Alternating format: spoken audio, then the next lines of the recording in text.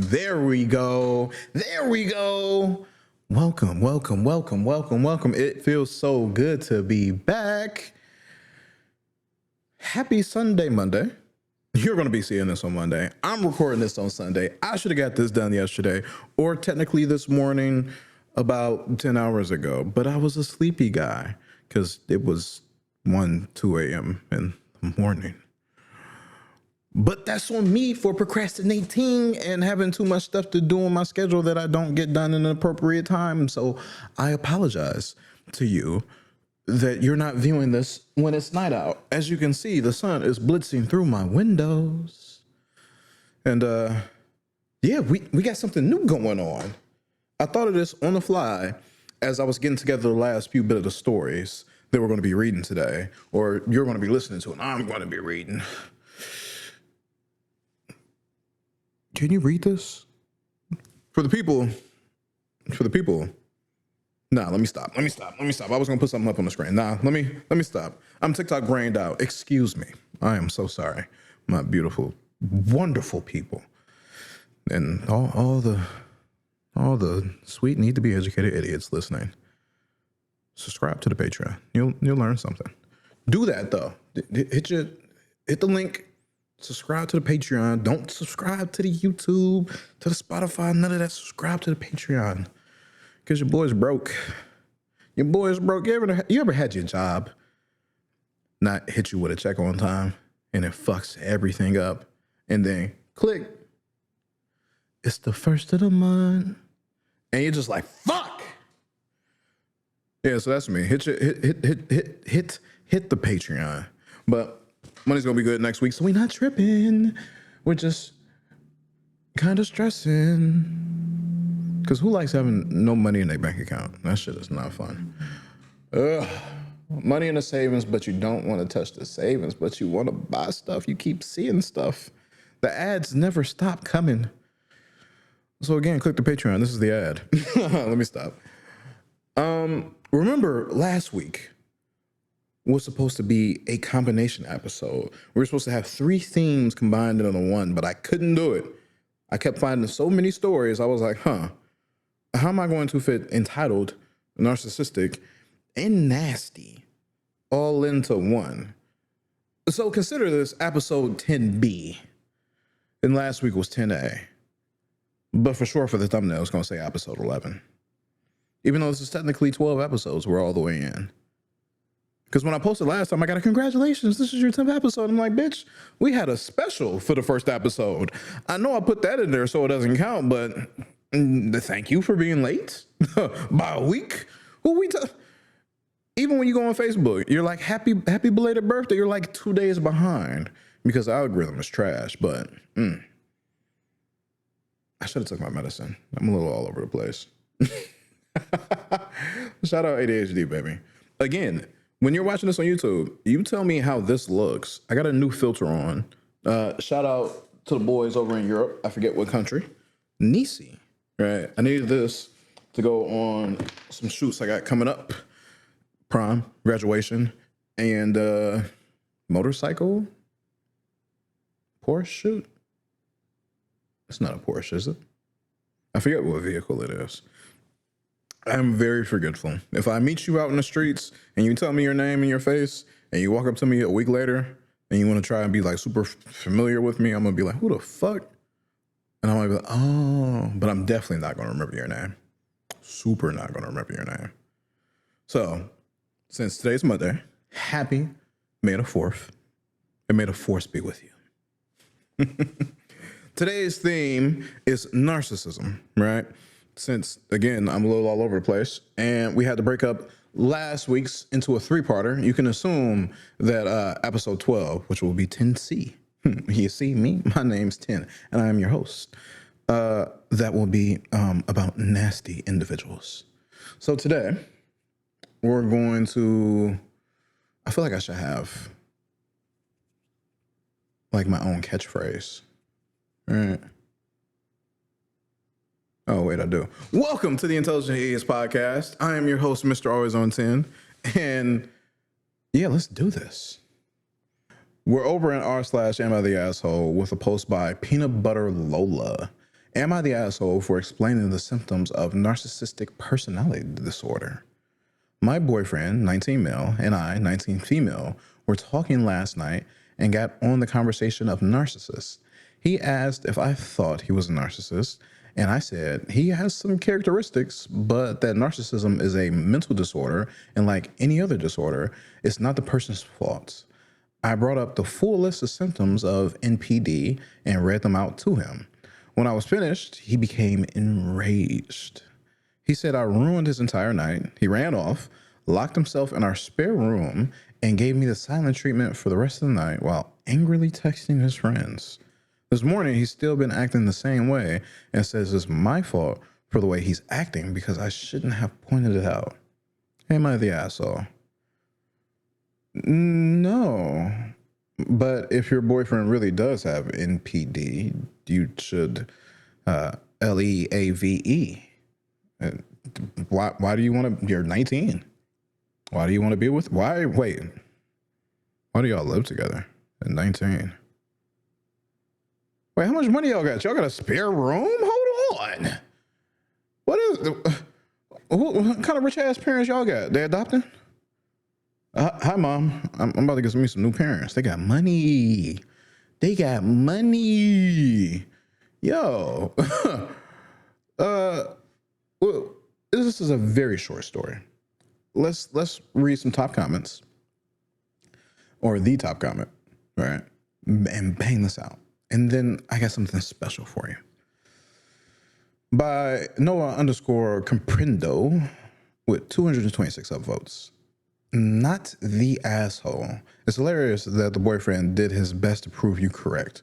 Consider reading him the hair psychopathy checklist next and report back with his reaction. I should have read the comments because now I'm curious about what this is. Boop-doop. Oh. Hey, we're going to do this together. I like that. Ooh. From Blue P 3001, he sounds like a peach. Not the asshole, but you might want to rethink dating him if he is quite up the NPD scale. There's a scale? Guys, I didn't know there were scales to this. There's tests, there's inventories, there's personality inventories.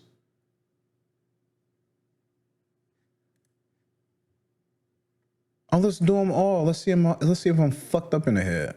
Yeah, this would be cool. Then you guys can decide, oh shit, I shouldn't be watching him. But OP responds to that comment that says, after reading the comments, I think it's best I encourage him to get help and go from there before deciding anything. He feels he met all the criteria, and if he calms down and is willing to get help, then I stay. But if he's not willing, I'm definitely leaving. Ooh. And then Blue P 3001 replies to that. And then OP replies to that. Ooh.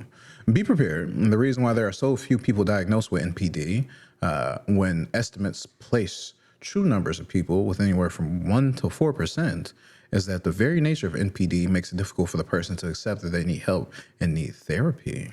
In addition, it's widely accepted that therapy can diagnose NPD, but can do little to cure or lessen it. Really? Who the fuck says that? Speaking of someone who had the vast misfortune to be in a relationship with someone sociopathic with NPD and diagnosed, but absolute textbook, it was the most damaging experience of my life. Max said that he was bad for women and that he would go and get help, but never did. Oof. It's taken 2 years in counseling to find myself again. Damn. And regain my strength. Damn. If he does not meet the criteria,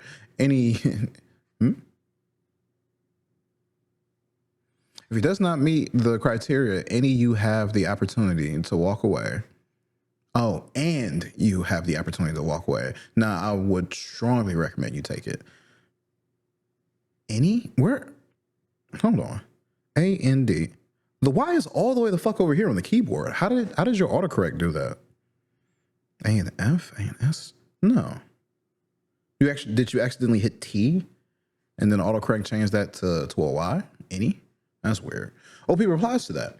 I'll definitely keep that in mind. I'm no doctor, so I can't by any means know for sure if NPD, reading this acronym is messing with me. NPD, is the issue, but mental health services are free. Oh, shit, they're free. High quality and accessible in my city.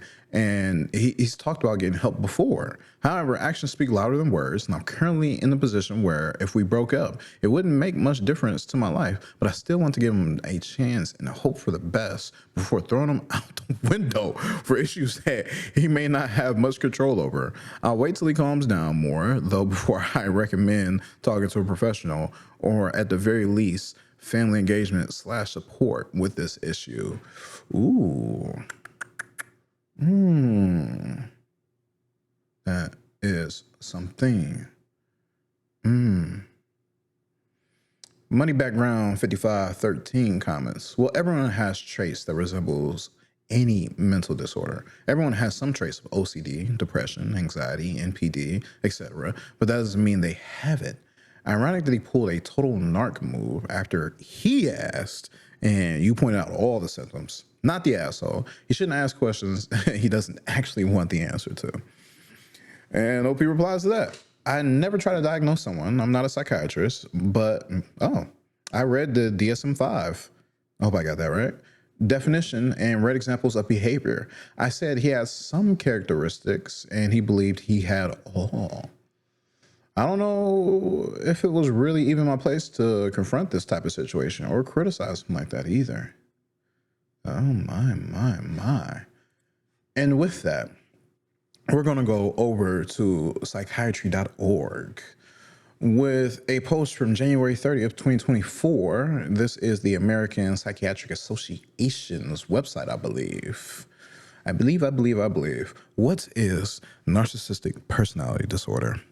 Many people may be familiar with the casual use of the term narcissist, referring to a person who is usually very self-centered, boastful, and hungry for attention and admiration. However, narcissistic personality disorder, a condition described in the DSM-5 text revision, is more severe, persistent, and problematic. Narcissistic personality disorder is complicated and nuanced. It is defined as a pervasive pattern of grandiosity, a sense of superiority in fantasy or behavior, need for admiration, and lack of empathy, beginning by early adulthood and occurring in a variety of contexts. An estimated 1 to 2% of the United States population has narcissistic personality disorder. In addition to grandiosity, narcissistic personality disorder has a significant vulnerability aspect, and individuals may alternate between the two. Vulnerability may make individuals very sensitive to criticism or defeat, and although they may not show it, those experiences may leave them feeling ashamed, degraded, and empty. People with a disorder may react to criticism or defeat with disdain and defiance, or with social withdrawal, or an appearance of humility, which masks the grandiosity. Although they seem like quite different traits, researchers have found that both aspects of narcissism have in common I'm dying here. I don't read out loud enough. This is my own issue. Although they seem like quite different traits, researchers have found that both aspects of narcissism have in common selfishness, deceitfulness, and callousness. One review study highlighted the variability in the disorder, noting that individuals with narcissistic personality disorder may be grandiose or self-loathing, extroverted or socially isolated, captains of industry or unable to maintain steady employment, model citizens, or prone to antisocial activities. Individuals with narcissistic personality disorder can be competent and high functioning with professional and social successes. Others can have problems functioning, low self-confidence, and difficulty tolerating criticism or defeat.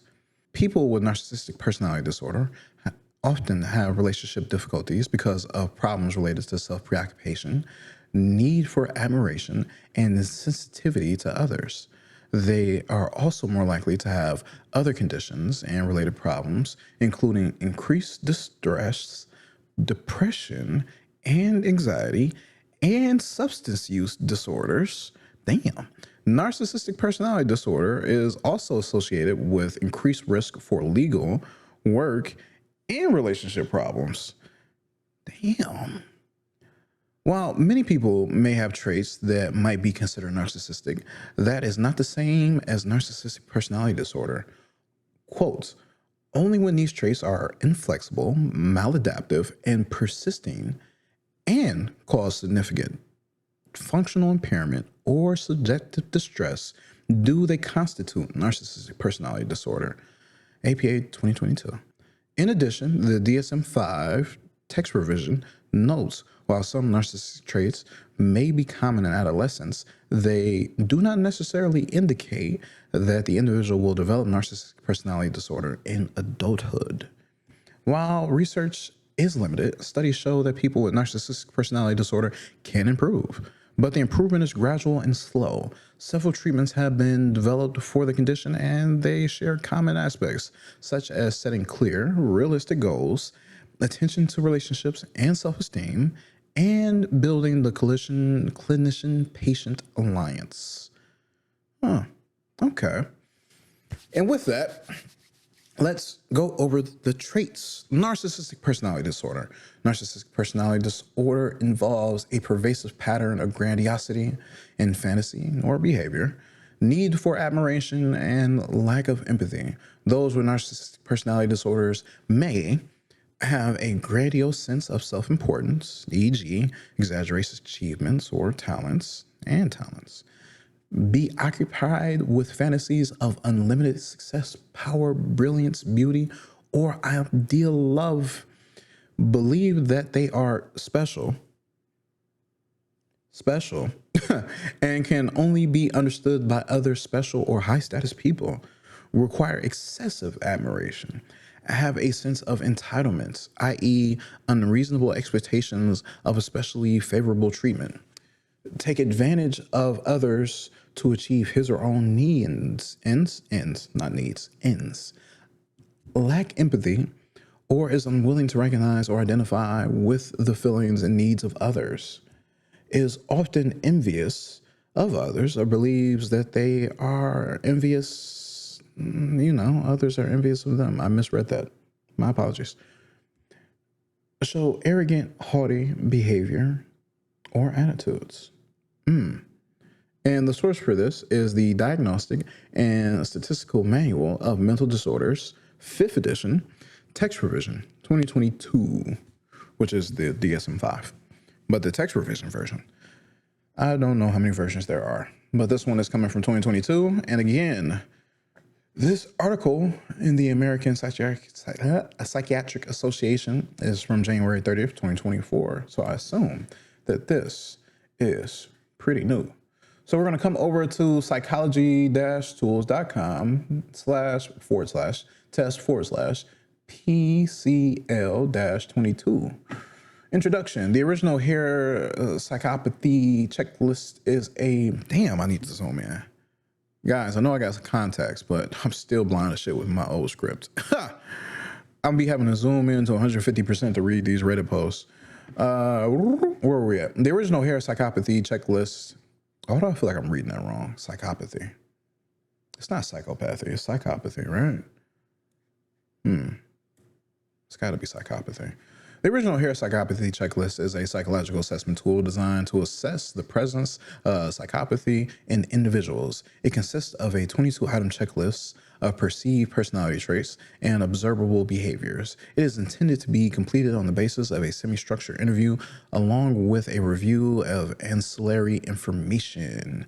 The PCL was originally developed in the 1970s by, should I even do it?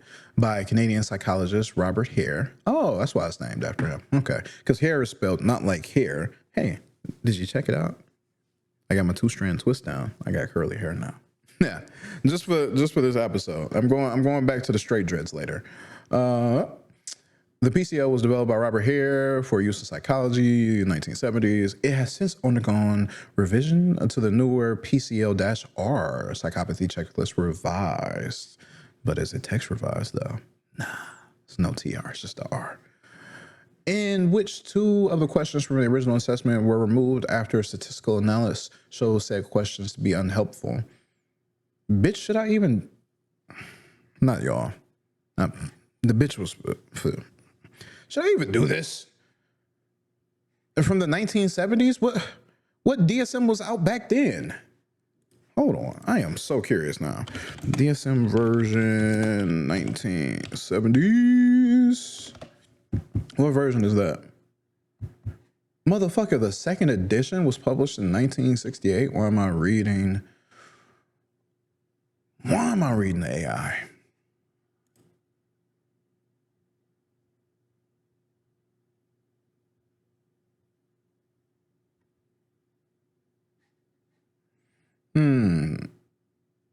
The DSM-3 was published in 75 and implemented in 78.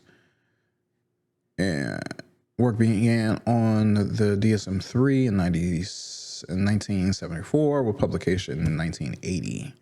All right, we're not getting this information from punk-ass AI. We're getting that from psychiatry.org. Shout out to them again. Let's go ahead and do this week test that will probably make me look like a fucking crazy person. Instructions. Please mark present, unclear, or absent regarding each of the following personality traits or observed behaviors. Oh, this is really meant to be an interview kind of thing. Will I answer appropriately? Huh. Okay. A superficial charm. Yeah. I mean, if somebody was to be talking to me, it would possibly be present, but most likely definitely be present. Previously diagnosed as psychopath or something. Bro, is this meant to be done? And like, am I supposed to be like locked up under observation? Is that when this is supposed to like take place? Oh my God. I'm about to fuck this test up on purpose. Previous diagnosed as a psychopath.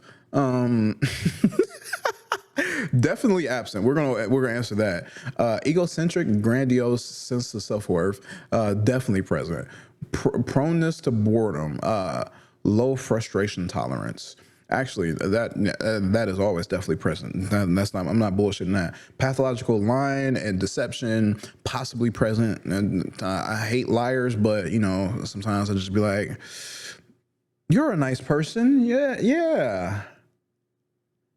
Just so I don't have to get into an argument and stab somebody. Oh, it's the morning, so I'm not that fast right now. My fault. YouTube ain't never gonna let me get monetized. So make sure you subscribe to the Patreon. Again, two exclusive stories per each episode on the Patreon. So if you're listening to this on the podcast, you can go over to the Patreon and you can get even more of me talking madness. And if you're on YouTube, again, of course, until I meet the certain minimum metrics required, I won't have like that little subscriber thing where I would just be able to have the videos on there as well. But Patreon, hit your boy with that. Question number 6. Conning, lack of sincerity. I don't really do that.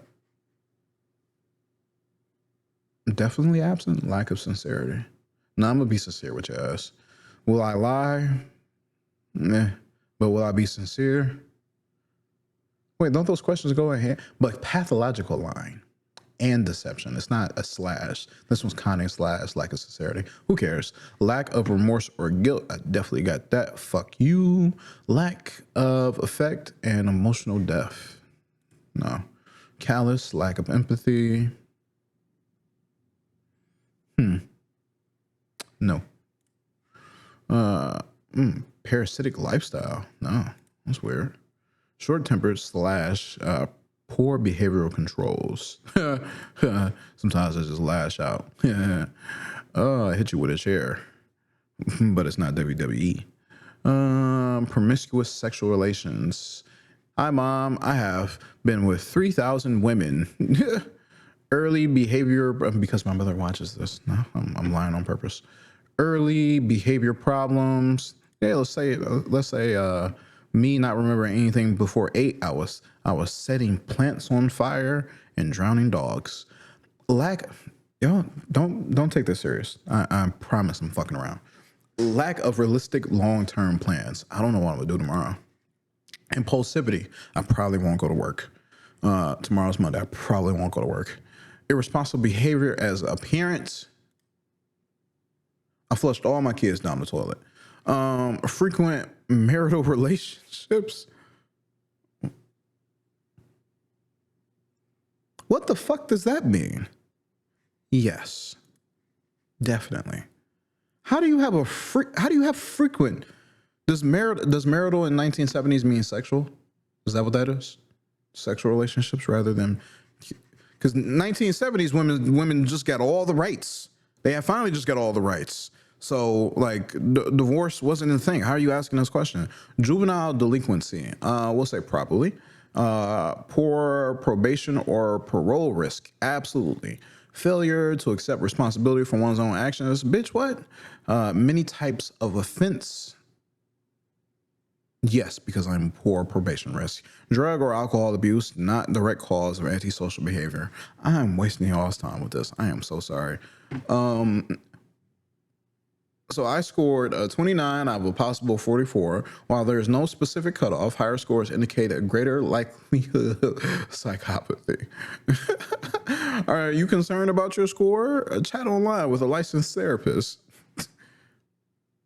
Oh, I see through the bullshit.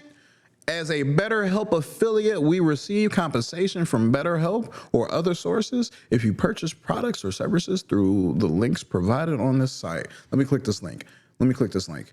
Let me click this link. Because I know, ooh, don't use this website. I am really sorry for wasting y'all time. It sent me over to BetterHelp.com. BetterHelp.com has a bunch of shit-ass therapists on it. Dog shit trash therapists. And you got to pay that money. You got to pay that money. They don't care about you like that. I don't even know if it's like really, they're really HIPAA out. HIPAA'd out? I'm making up words. HIPAA'd. HIPAA'd. All right. HIPPA, all caps, and then lowercase ED. HIPAA'd out. Do I want to do this other test on openpsychometrics.org/test/MPI/1.PHP?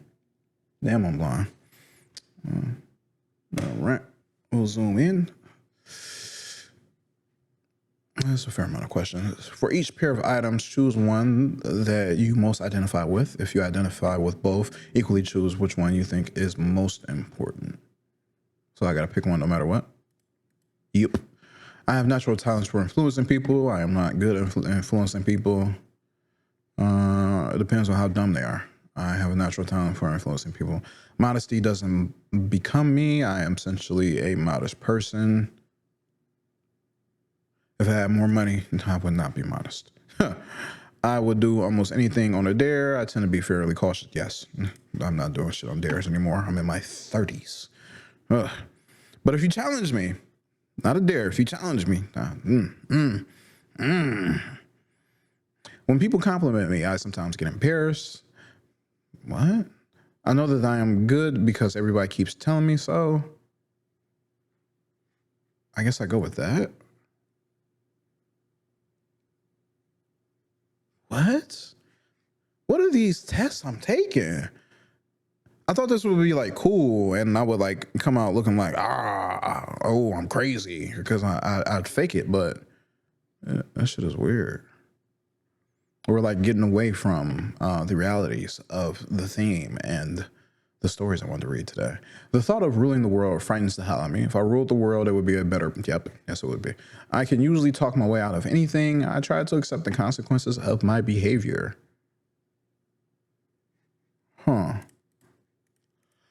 These are kind of equal. But today, I definitely try to accept the consequences of my behavior. I did that shit. That's literally actually how I be with my management at work. I did that shit. It was me. Do I remember doing it? No. Was I on the job? Yes. Is it fucked up? Yes. I did it. Yeah, it's on me. I did it. I feel bad about that shit too. I get annoyed. It's like, how did I fuck up like that? I prefer to blend in with the crowd. I like to be the center of attention. I prefer to be inside the house. I prefer to be inside the house. I will be a success. I am not too concerned about success. I will be a success. Who makes a podcast and not be successful doing it? I am no better or worse than most people. I think I am. I know I am a special person. I am Mr. Always on 10, the greatest to ever live. Don't you ever fucking forget it. Don't you forget it. I am not sure if I will make a good leader. I see myself as a good leader. I don't know, but I do see myself as a good leader. Right? I don't like actively work on leadership traits. I kind of am just who I am at the moment, you know? Because hold on. Let me hold on. Let me search Google, because I remember having this conversation with one of the dumbass former Trumpies at my job. And he was like, men are better leaders. And I was like, what makes a man a better leader? And he had like no real thoughts. And then after that, I Googled leadership traits, right? Because the conversation kind of like stalled. And I had to think about it. Like, what are leadership traits? And from the Center of Creative Leadership, this is probably not even anything. I'm just going to the pictures real quick because I don't remember what pictures I clicked on. Self-awareness, respect, compassion, vision, communication, learning agility, collaboration, influence, integrity, courage, gratitude, resilience. Like, if women aren't good leaders, do they not have these aspects, or do they have them less than men? You know? It was that kind of thing. But the conversation kind of stalled because he couldn't think of, like, what were the things? Or maybe he did think of some things. And I was like, do women not have this? But we had fucking work to do. So the conversation didn't continue. Even after I like looked up the traits, I didn't like, here, my phone, man. You see my phone, man? Do women not have these traits, man? You're dumb, man, for thinking that women can't be leaders, man. Right. That accent was like spot on. Wow. Man. Yeah, man. People actually like talk like that in the movies. It's crazy. Hold on. Let's go back to the test. I'm so sorry. Do y'all want to see me take my ADHD medication on camera? No? Okay. I see myself as a good leader. We're going to click that. I am assertive. I wish I was more assertive. I am assertive, but I wish I was more assertive. So I'm going to click that one. I am very assertive, but sometimes I just want to grab a motherfucker by the head. I like to have authority over other people. I don't mind following orders. I don't really have authority over other people. Oh, you know what? That's one thing. It depends on the position. I would want to not be a leader in certain positions. But if I could rule the world, pinky in the brain. So I don't mind following orders. I find it easy to manipulate people. I don't like it when I find myself manipulating people. I have to pick between these two? What the fuck is this? No, I don't find it easily manipulating people because I'm not a manipulative person. I don't have that skill set. I try to like explain things to people, but generally when I'm trying to explain things to people, they don't know what I'm trying to explain and they think that they know. So they're disagreeing with me and I'm just like kind of frustrated because these things are simple to me that I'm trying to explain. And I'm just like, you're fucking stupid. But on the inside of my head, so I don't like it when I find myself manipulating people. I don't do that. I don't educating people is the thing. That's like the thing that should be done. Manipulating people is like fucking crazy. You know what? I guess you got to. I find it easy manipulating people. If I had the money, I could do it. Right? I would just copy paste what all the billionaires do, what all the millionaires do. Copy paste, right? The system's already there for me to do it. I'm doing the same exact shit, but everyone's gonna be smart as fuck afterwards. No more war, no more pollution, no more excess everything. We're just advancing at a rapid pace, right? Me, I'd be the best leader because I'm like, fuck, get rid of all y'all. All y'all are terrible. Leave the kids alone. Get the money back to the people. We're good to go, right? So yeah, the fuck. I insist upon getting the respect that is due to me. I usually get the respect that I deserve. Respect is an incredibly strong word, and I don't insist upon it. So that is odd. I don't particularly like to show off my body. I'm fat. I'm fat. I'm cute, but I'm fat. I can read people like a book. People are sometimes hard to understand. I might be a little autistic. I need to go get that checked. I feel like if I feel competent, I am willing to take responsibility for making decisions. I like to take responsibility for, no, that's definitely the first one. I like to take responsibility for making decisions. It's not, who just likes to do that? If I feel competent, I am willing to take responsibility for making decisions. We're going with that one. I just want to be reasonably happy. I want to amount to something in the eyes of the world. Fuck how the world feels. I just want to be happy. My body is nothing special, and I like to look at my body. The more I go to the gym, the more I like to look at my body, but my body is nothing special right now. I try not to be a show-off. I will usually show off if I get the chance. I don't try not to show off, but if I do get the chance to be a little silly, if I'm in the mood, even if it's not appropriate, I will be silly, right? I always know what I am doing. Sometimes I am not sure what I'm doing. I like to do a lot of research and think a lot. Some people may say overthink. Now at 31, I say fuck you, because the times that I did not think and just did random shit, things did not go well for me. So sometimes I'm not sure what I'm doing. And you can't always be sure. That's insane. I sometimes depend on people to get things done. I rarely depend on anyone else I rarely depend on anyone else to get things done. Sometimes I tell good stories, no, it's just sometimes. Motherfuckers don't like to hear my stories all the time. Otherwise, I would have went viral already. Hey, God, but then again, these aren't my stories. These are other people's stories. I expect a great deal from other people. I like to do things for other people. I do expect people to be better than what they are, but not do shit for me or other people. That's weird. But I like to do shit for people. I like to do things for other people. I will never be satisfied until I get all that I deserve. I take my satisfactions as they come. Yep, I do that. Compliments embarrass me. Who doesn't like to be complimented? But then again, this is the reason why this is a question. I have a strong will to power. Power for its own sake doesn't interest me. That's interesting. I have a strong will to power. I don't care about new fads and fashions. I like to start new fads and fashions. I don't care. I like nice stuff. I forgot to put my phone on Do Not Disturb. Doo-doo-doop. I like to look at myself in the mirror. I'm not particularly interested in looking at myself in the mirror. I am not. I should more, because sometimes I'll be having stuff on my face. I'm just like, wow. That one day I got my contacts. I really looked at myself in the mirror. I was like, hold on, what's all these spots? I need to go see somebody. What? I'm not even out in the sun like that. Are these sunspots? What? I really like to be the center of attention. It makes me uncomfortable to be the center of attention.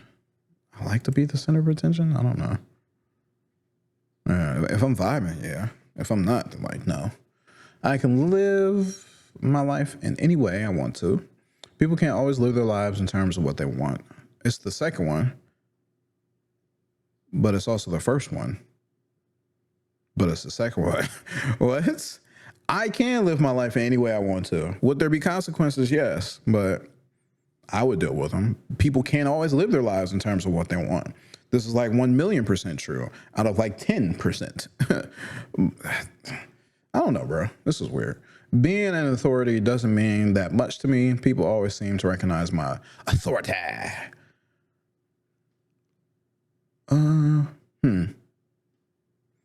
Doesn't really mean that much to me. I would prefer to be a leader. It makes a little difference to me whether I am a leader or not. I think at this point, it's definitely I'm preferring to be a leader. Before, within the past couple weeks, I've changed my thoughts on that. Before, it's I don't give a fuck. The world just needs to change, and I'm cool with just changing it. But once you roll that snowball down the hill, if you don't control its direction, If you have the ability to, or at least try, but you don't, some shit's gonna get ran over, and that's just not what you want. All right, you want to get things rolling, but you don't want to get things ran over, man. I am going to be a great person. I hope I am going to be successful. It's both, but I am going to be a great person. People sometimes believe what I tell them. I can make anybody believe anything I want them to. Nope, I cannot. I'm a born leader. Leadership is a quality it takes. Leadership absolutely is. As we can see, you have a lot of traits to have to work on. Leadership traits: self-awareness, team building, courage, influence, accountability, adaptability, creativity, communication, resilience, empathy, integrity. It's like a lot of shit to work on. I wish somebody would someday write my biography. I don't like people to pry into my life for any reason. It's definitely that one. Stay the fuck out of my business. I get upset when people don't notice how I look or when I go out in public. I don't mind blending into the crowd when I go out into public. Don't bother me. I am more capable than other people. Yep. Oh, there is a lot I can learn from other people. Huh. Which one? I wish these questions were like a little bit more, like they have more meat to it. Because there's like a lot I can learn from other people who like work within my fields or who are more intelligent than me. But am I more capable than other people? Yeah, like the majority of people in this fucking country, they're like less than, unfortunately. Like they grew up in society that just was like, hey, you're going to be left behind. I'm struggling, so fuck you. I hope you get it. And like they read at and below a sixth grade reading level now. It's 135 million adult Americans. And that shit is horrible. Your boy reads at like an 11th, 12th grade level. I read at like a college level sometimes, because college level, you got to be able to like read like legal documents, and I don't do that. So I'm cool with being at a 12th grade level, right?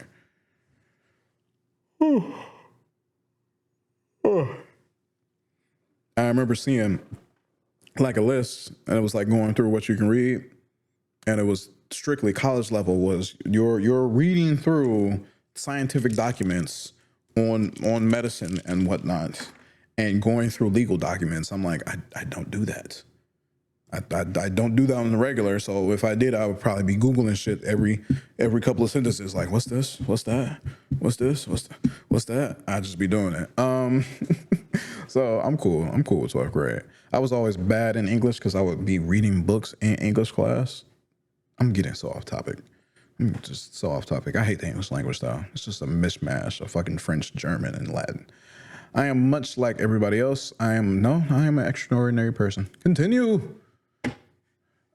You have completed the personality test. Just a few optional questions before your results. Were your answers accurate, or can they be used in our research? No, leave me alone. Would you be willing to answer a few more questions? No.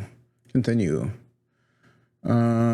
These are your results on the Narcissist Personality Inventory. Your score is 17 out of 40. Higher scores indicate greater levels of narcissism. Below is a graph of how other people scored on the test. Most people score... Where is this? Percentage of sample versus the score here. Most people score in the 10s, 10 and below. Let me see. So let me go to a 3. Most people score below a, what is this? 20, 19, 18. Oh, most people score 17 and below. Yeah, so I'm cool with this. Like right in the middle, but not really in the middle. Your score was higher than, 70.1% of the sample. Oh, well, it doesn't say percent though, but 70.1. The people who have found this online test are probably not that representative of the general population though. So the averages from a few other groups are table below.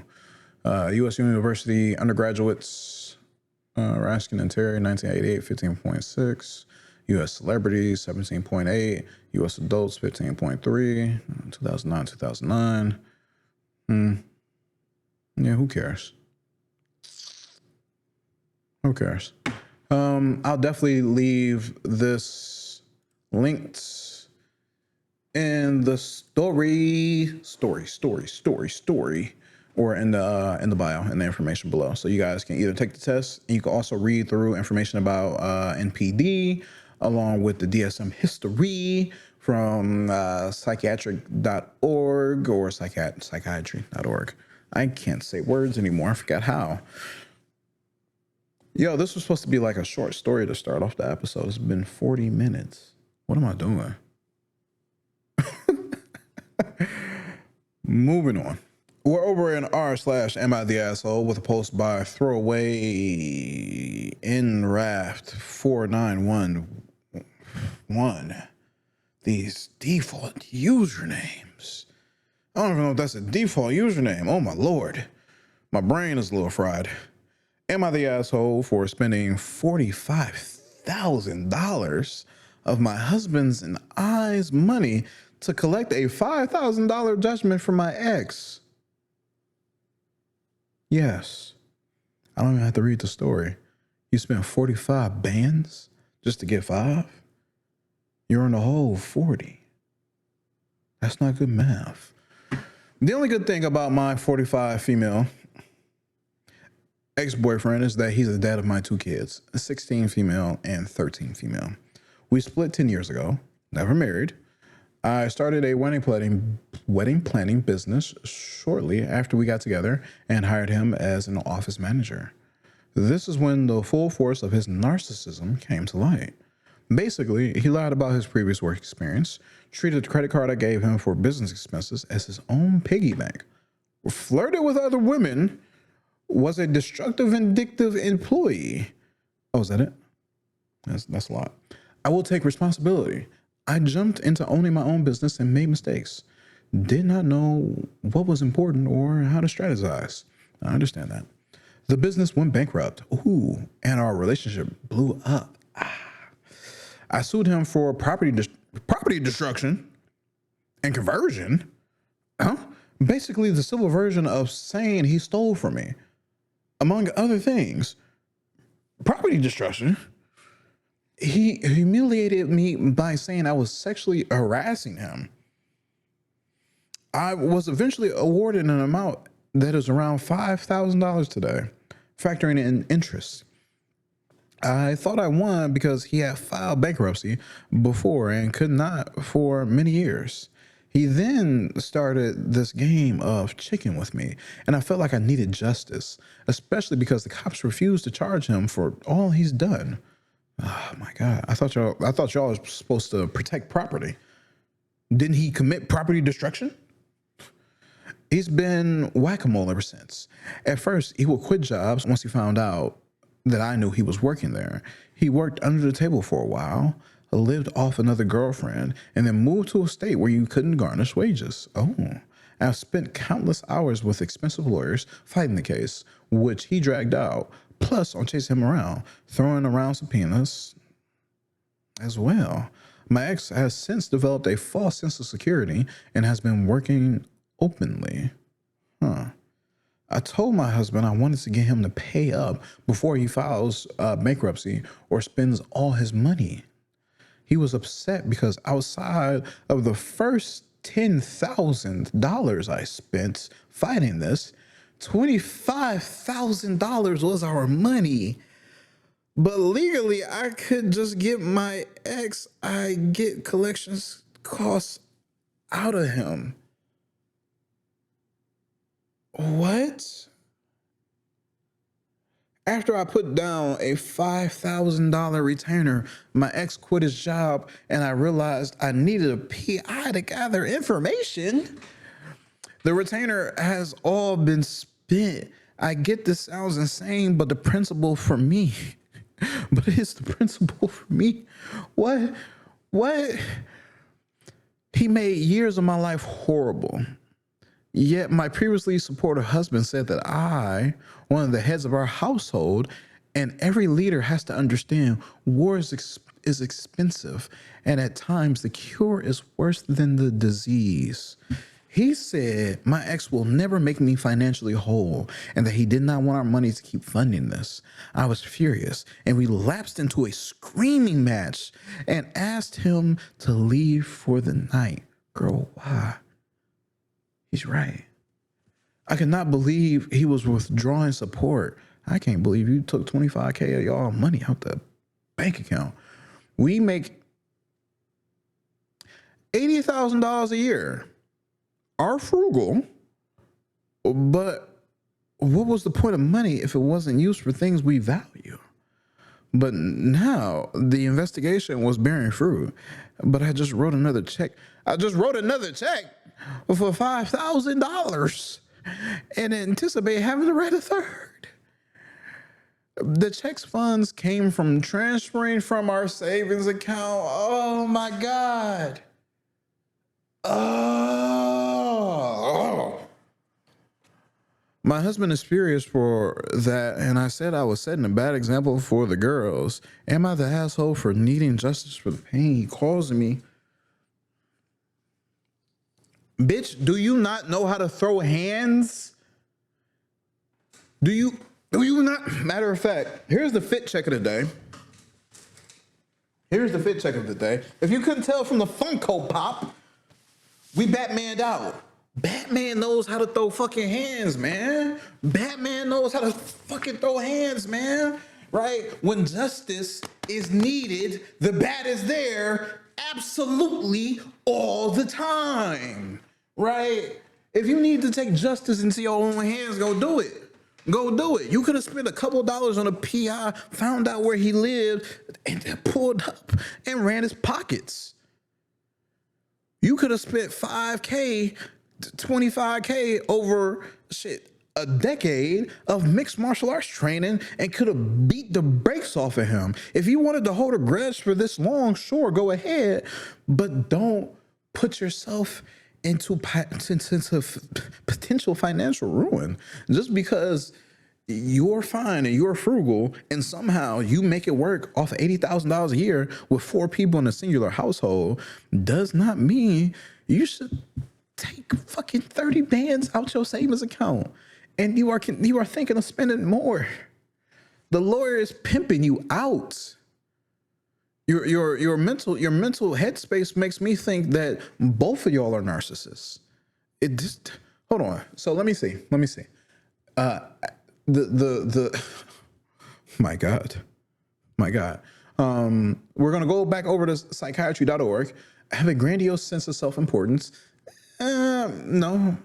Be preoccupied with fantasies of unlimited success, power, brilliance, beauty, or ideal love. Maybe that one.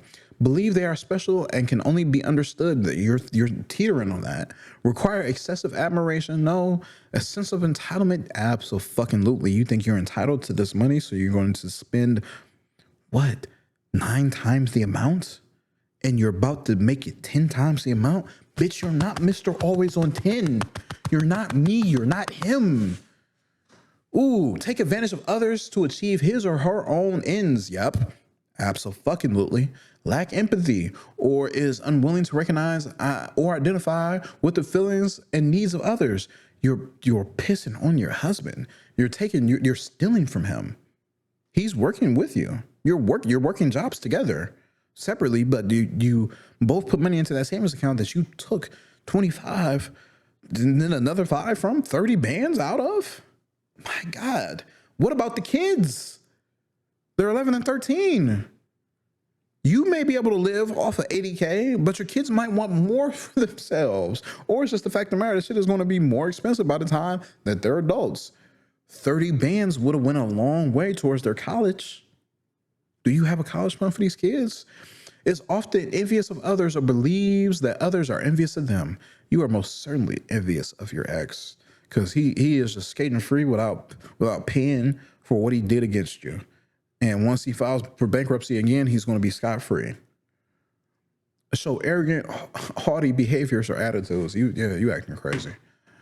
You're like half of the list. So are you? Can I diagnose you as narcissistic? No, because I am not a doctor. I am not a doctor, but goddamn, you crazy, crazy. Top comment by Johnny right now. You're the asshole wasting 45K to go after 5K. No wonder your business failed. That shit got 8.1K upvotes. Cthulhu Aru replied, the two of them, make $80,000 a year. She wasted almost 60% of that going after this deadbeat.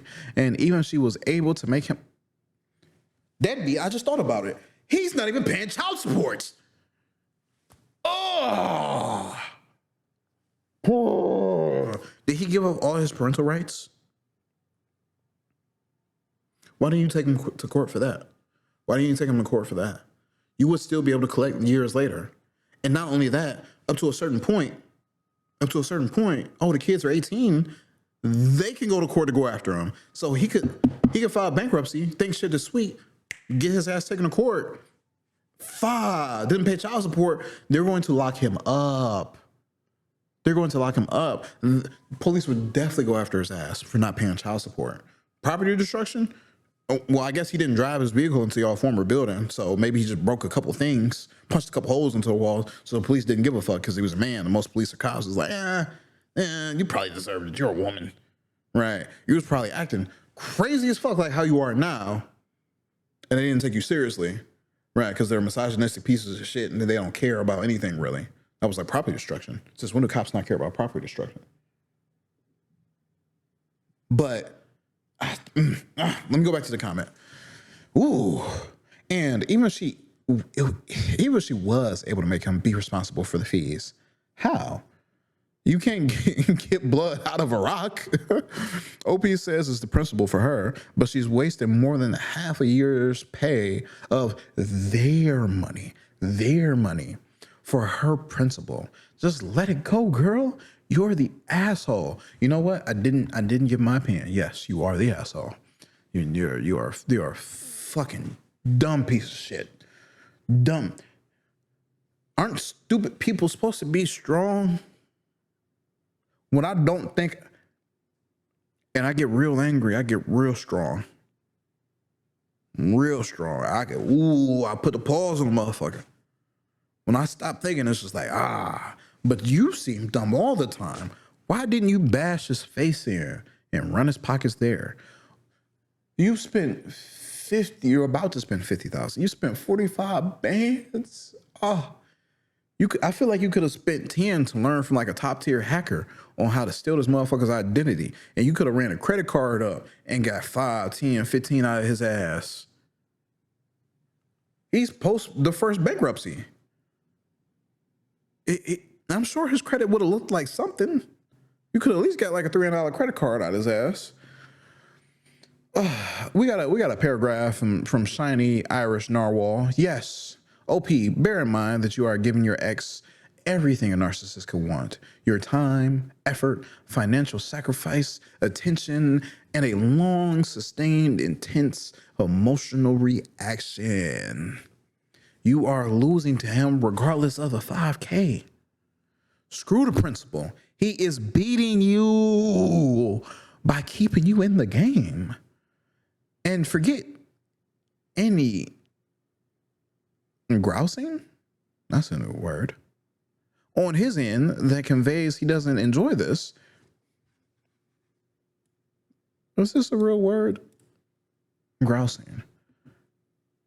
Grund or present, or grousing. Complain pettily. Grumble. Grouse. Okay. And forget any grousing on his end that conveys he doesn't enjoy this. People capable of his behavior love it when their victims respond like you have. All right, people. The word of the day is grousing. You know how Freddy Krueger just gets stronger the more afraid you are? You feed a narcissist in a similar way, except with your anger and hurt. And in this situation, your actions have unfairly punished your husband for the crimes of a man from your past. Not intentionally, of course, but think about it. They're spitting here. You haven't just taken money that's his as much as yours. Think about the time, energy, and attention you spent on your ex that should have gone toward your relationship with your husband. It's like you're having an emotional affair, except with rage, which might be, no, I'm convinced, is even worse. Terrible people who hurt us have a way of dragging us down with them, and they enjoy it. Perhaps it's the only form of real connection they're capable of. Who knows? But you being driven mad and sacrificing the best parts of your life and yourself because you can't let that go, It's like pina coladas on a beach at sunset for your ex. Don't let this asshole con you into destroying your relationship with your husband, who's probably 20 times the man your ex is.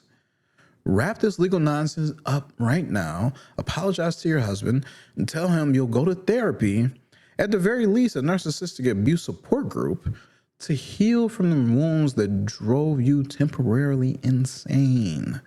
Commit to that and ask him what you can do in the meantime to make it up to him and start repairing the marriage. You're the asshole, but even bigger assholes who deeply wound us have that effect on us. The good news is you can still wake up. Ooh. I don't think OP replied to that comment. I really, really, really wish they saw it. I really, really, really wish they saw that comment. But we're going to pull up the comments that OP did reply to. Let's grab these. From NPHD Punk. What does that stand for? You're the asshole, dude. Move on. Your ex is an asshole too, but you're ruining your marriage trying to seek justice. Not to mention, if he can't afford to pay you $5,000, what on earth makes you think he's going to fork over the $45,000 in fees? And somebody comment down below, if you spend all this on lawyer shit to go after a settlement that they haven't paid, will you get this, or will you only get a percentage? So I want to know. I'm so curious. If you're a lawyer, comment, please. And OP replies to this, am I supposed to be satisfied over the fact that I have made him change jobs and move and just take that as the victory? OP got 913 downvotes. Oof. Oof. Even Spoonier comments, no assholes here, but you're letting this consume you. I understand wanting justice, but at this point, you're hurting yourself more than you're hurting him. Is it really worth that additional pain?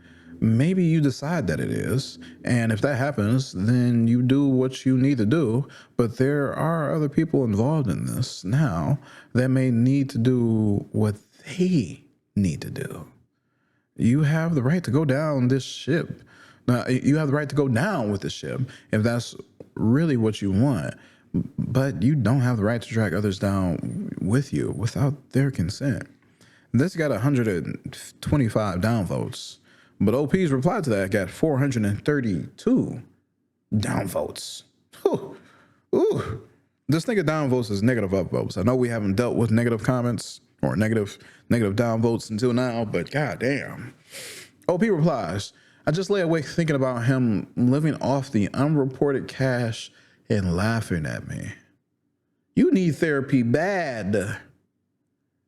I can't even call you a narcissist. You're a narcissist victim. I wonder if all victims of narcissists are somewhat like this. I wonder if they're like, ooh. Oh my. Ayo Tech comments. No, that's not me being silly. That's his name. Ayo Tech. You blew $45,000 because of pride. You're absolutely ridiculous and an asshole. That got 4.1K upvotes. Ooh. Pun intended replies to that. Pun intended, 1, 2, 3, 4. A paragraph. And then OP replies to that paragraph. There's a saying about revenge, and that aptly applies here. If you seek revenge, you should dig 2 graves. I'm fine with that. Oh, I'm fine with that. That's not part of the quote, but me personally, I am fine with that. How much money and time have you wasted on this stupid fight, and how much are you going to lose to keep it going? You have a new husband and a new lease on life, but you are so consumed with anger, hatred, and revenge that you are willing to lose everything for even a piece of so-called justice. Why? You made poor choices with your ex, and you're making even worse ones now. You want to put everything on your ex? It's your fault that he had access to your credit card. It's your fault that you brought him into your business without knowing who he was. He stole and you won the judgment against him. But guess what? Your obsessive nature has now placed him in a position to win again. You're going to blow up your marriage and you still won't have that $5,000. but you will have another demolished relationship due to your poor decisions. Stop. If you're in the United States and your ex tries to declare bankruptcy, you can literally go to his bankruptcy hearing and ask to be added as a creditor and fight the bankruptcy. Oh, shit. If you don't stop, you're going to win, quote unquote, $5,000, but lose everything else. Please get regular and consistent counseling. That's in all bold, extra large text with an exclamation point. They forgot to highlight that one and change the text in the font. You have children to raise, and if your ex is dodging of this debt is any indication, I'm willing to bet he isn't there for his kids. You choose him. They didn't. Chose? Oh, I'm sorry. You chose him. They didn't. I need to read better. I'm just like every other American. I read below a 6th grade reading level. Me not smart. Yeah. They need a mother and stability, and not a woman so hell-bent on revenge that she would sacrifice everything and everyone for a pittance. Accept that you did wrong and he did wrong, and you can't change the past. You can only make better decisions right now.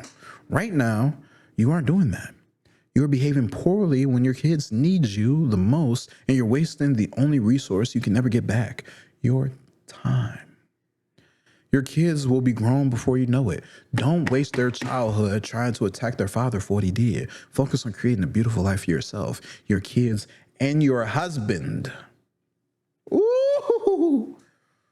Pun intended. 1, 2, 3, 4. Where's the puns at, baby? God damn. OP replies with a comment that's now voted by 144 people. He's been picking up and moving for the past decade. He does not even send the kids Christmas cards. And as far of the courts know, the way you type that up, he's always unemployed and has no capability to get consistent work. So I haven't seen a dime in child support.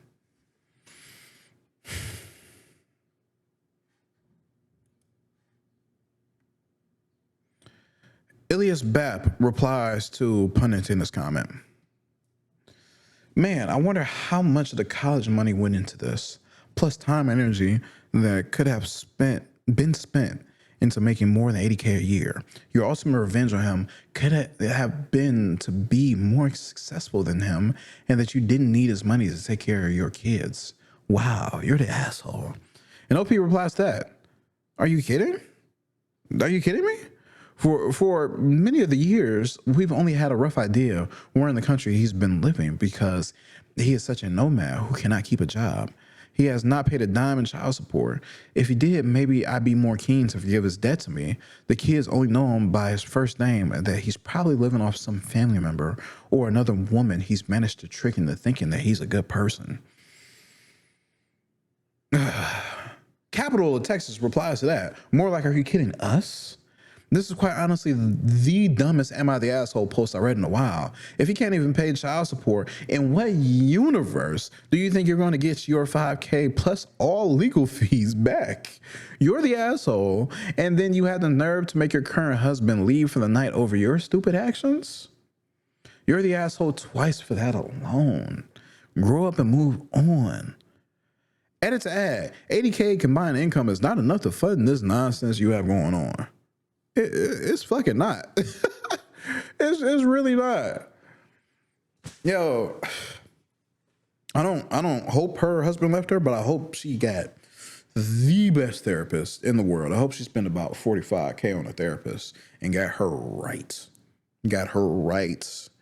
Ooh, what was that comment that was said again? Wasn't there a comment that said something about a narcissistic personality disorder support group? Yeah, go find one of those, please. We're over in r/relationship advice with a post by Broken Throwaway 9. I, 29 male, am married for 10 years to a narcissistic / bipolar disorder wife, 30 female, affecting the family, and I am in a major dilemma. Sorry for the wall of text, but the details need to be said. Are you sorry for the wall of text of a title or what I'm about to read? Where do I even start? My wife of 10 years has been displaying emotional abuse towards me and our oldest daughter for 10 years now. It used to be rare enough where it wouldn't impact us, but the past year has been dreadful. Our daughter is becoming a teenager, and she isn't taking her shit anymore. I often have to get involved and stand up for my daughter to calm my wife down, but then I'm the bad guy. I'm depressed as fuck. I can't stand my wife anymore. I'm to the point now where the only reason why I'm in this marriage is because of the kids. I often have to lie to avoid confrontation. What's worse is that our fights, they're long. I am criticized if I stand up for myself, and they are frequent. 4 times a week lately. So I just don't even try with that anymore. My opinion doesn't even matter. So I lie about how I feel, etc., etc. Sometimes she'll yell at me for stuff that needs to be done that she doesn't think needs to even be done. What the fuck? Example, today there was a kitchen electronic in the sink. She put it there. She needed my help for something else, but I had to get the electronic out of the sink in case one of the kids turned the water on. She didn't like that. She said it was stupid for paying attention to something not her. Said that I don't know how to respect people. Forget about the safety of our children and possessions. That brings me to another point. Her breaking our stuff during fights. When I did stand up to her, she will just start throwing stuff. Anything. TV remotes, pictures, frames, drywall, dishes. How do you throw drywall? Over a year ago, she broke a 42-inch TV. She used to blame me for getting her that mad, but I retaliated and told her that I didn't throw it. It isn't my fault. Yo, why didn't you leave then or earlier? Most of the fights with her and us, me and my daughter, are about us not helping out enough around the house. Forget about me having a full-time job, 45 hours a week, being a part-time student, and studying to get promoted in the military. Damn, all right. What sucks is that even if I follow her lead to the T, I get yelled at because I took too long or didn't have my priorities right. I do stuff without her telling me to. It doesn't meet her standards, etc., etc. Yo, just stop saying etc., etc. Give me the details. Stop it. Her method and timing of arguments is so flawed. Today, she made me late for work just to argue with me. If this were a civilian job, I would get fired. When I do tell her that I have to leave to avoid being late, she usually says, "Your work is always more important than me." No, it's not. It's a job that provides for this family, and providing for this family is more important than your 7 a.m. argument. I feel like I'm the only one who cares about the family as a whole, not just my wife. Oh. My daughter always stays away from my wife as much as possible, but it is hard for her to because of all the family interaction. We are trying to teach her responsibility, so she has a few chores. When they don't get done, her mother gets abusive with her. Sometimes worse than she does me. This is where I step in. Our daughter's emotional health is going downhill. Her doctor says it's ADHD, but I know better. It's her lack of motivation. Here, I'm taking my ADHD medication. Fuck you. She needs to see a psychiatrist and get away from her mother. You're wrong on the first half, but right on the second half. It only gets worse from here. Our youngest is starting to have daytime wedding accidents. Yo, what is this story? I have concluded that they're related to psychological stress that she is causing. Since he is a boy, I would find it hard to be a UTI. Your abusive ass wife might also be assaulting him. That's why children have wedding accidents too. Oh my God. So yeah, I'm likely taking a civilian job and moving to our home state by the end of the year. Wife plans to take the kids with. As for the efforts to fix this, I've tried. I try to make her happy, be romantic, never pay attention to anything but her, but it doesn't work. She knows that she has a problem, especially the throwing objects part, but she refuses to see a psychiatrist. I know she won't get fixed if she doesn't see one. Can you inherit NPD? Is this a thing? So this is where I need your help. What power do I, a man, have over my wife to get me and the kids out of her abusive household? I do plan on divorcing her within the next year and a half, and I want to make every effort possible to get my kids out of this situation so that they can live a mentally healthy lifestyle. If you think there is no chance of me getting custody, let me know.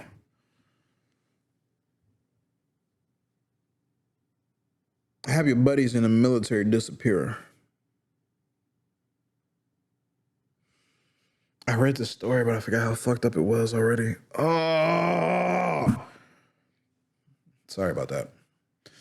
Top comment. This isn't even top comment. This is best comment. Whoop, whoop, whoop, whoop, whoop. We're going to change that. Top comment is also somehow the best comment too. Okay. By a deleted user, do you have witnesses to her erratic behavior? If so, you could split from her and get the sole custody of the kids. Now, I'm sure. Even if not, I would say for you and your kids' sake, you remove the toxic element out of their lives. They'll be thankful for it in the end. Divorce may be a long, drawn-out process, but believe me, between a single dad versus a miserable dad and a horrifying mother, the single dad scenario will be like a utopia compared to what you're living now. You need to get them out, especially before like this mentality sinks deeply into your kid's head. Oh man, they may end up so destroyed and like emulating her behavior. Ooh. OP replies, my daughter just turned 13. I don't know if she would be a legal witness. On top of that, because of my depression, my children are more attached to her than me. Especially since they think all of the fights are my fault. What? I don't know that my daughter would fight against her. These are the dilemmas I'm talking about. Oh my gosh, she's manipulating everybody.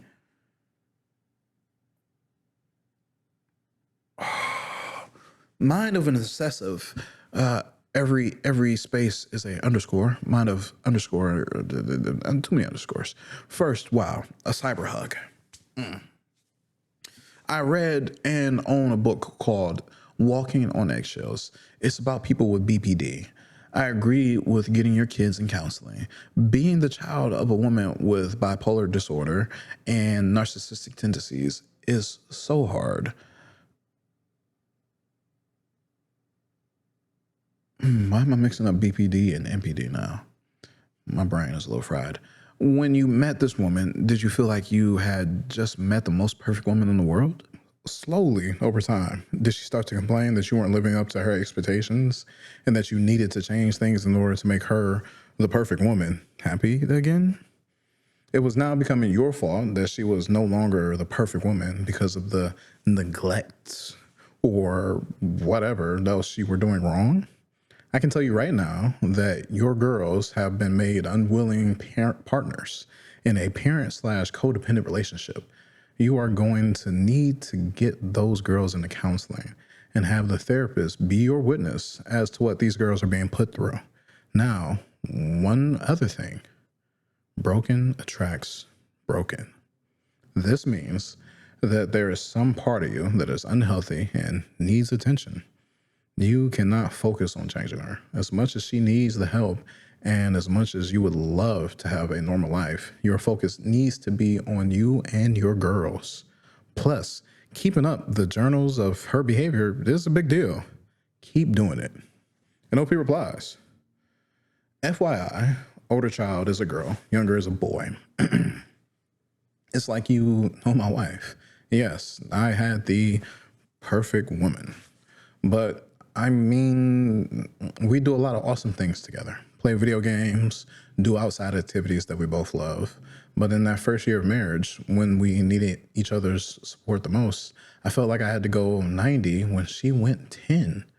Over the years, it just got worse. She would improve for a few months, but now she is back to her original self. I literally used the term walking on eggshells for a while now. I don't know if action A will upset her or just pass by her without confrontation. I am keeping up with the journal. Originally, I just wrote stuff about she broke. Stuff about. I just wrote about the stuff she broke. Excuse me. I'm so sorry, you guys. But now I'm going into the emotional turmoil as well. Concentrate on the kids. Gosh, rereading this journal, let alone this thread, makes me realize every day that I need to get out of this relationship. But my priority are my kids. I'm glad you mentioned that I have/will have some unhealthy tendencies as well. I'm not saying that I am perfect, but at this point in life, as another user pointed out, my kids are better off with a single dad who needs help over a broken marriage that looks helpless. I don't know if this counts, but my daughter is staying strong. I have no suspicion of drug use out there yet. I have a good nose with those things. I just hope that she can understand why I'm leaving her mother and is willing to support me. That's the main reason I want therapy for her, to help her understand these difficult times.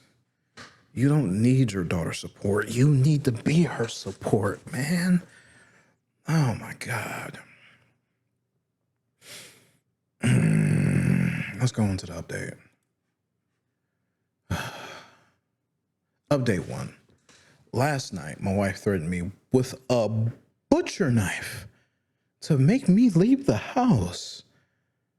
To cut to the chase, our son started running in fear and hit his head. I called the cops. I also had a partial video of her chasing me with the knife. The cops came and saw the video, along with all the family members agreeing that my wife had a butcher knife in her hand and threatened to use it. She was booked for domestic violence. Today I feel like shit. I, along with my son, have a protective order against her. My family and her family is calling us from several states away to mediate the situation. No one on her side wants to admit it's her fault. They're blaming me for it. On top of that, my daughter is mad at me and blames me for all of this. My son and daughter want me to drop the charges. Oh, they're being manipulated. Because how the fuck do they even know what charges are? The daughter's 13 and the boy's even younger? No.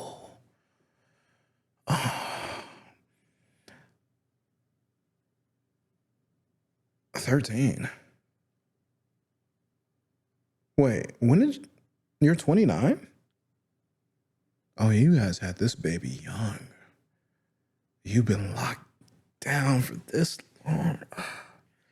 All right, let's continue. I'm sorry.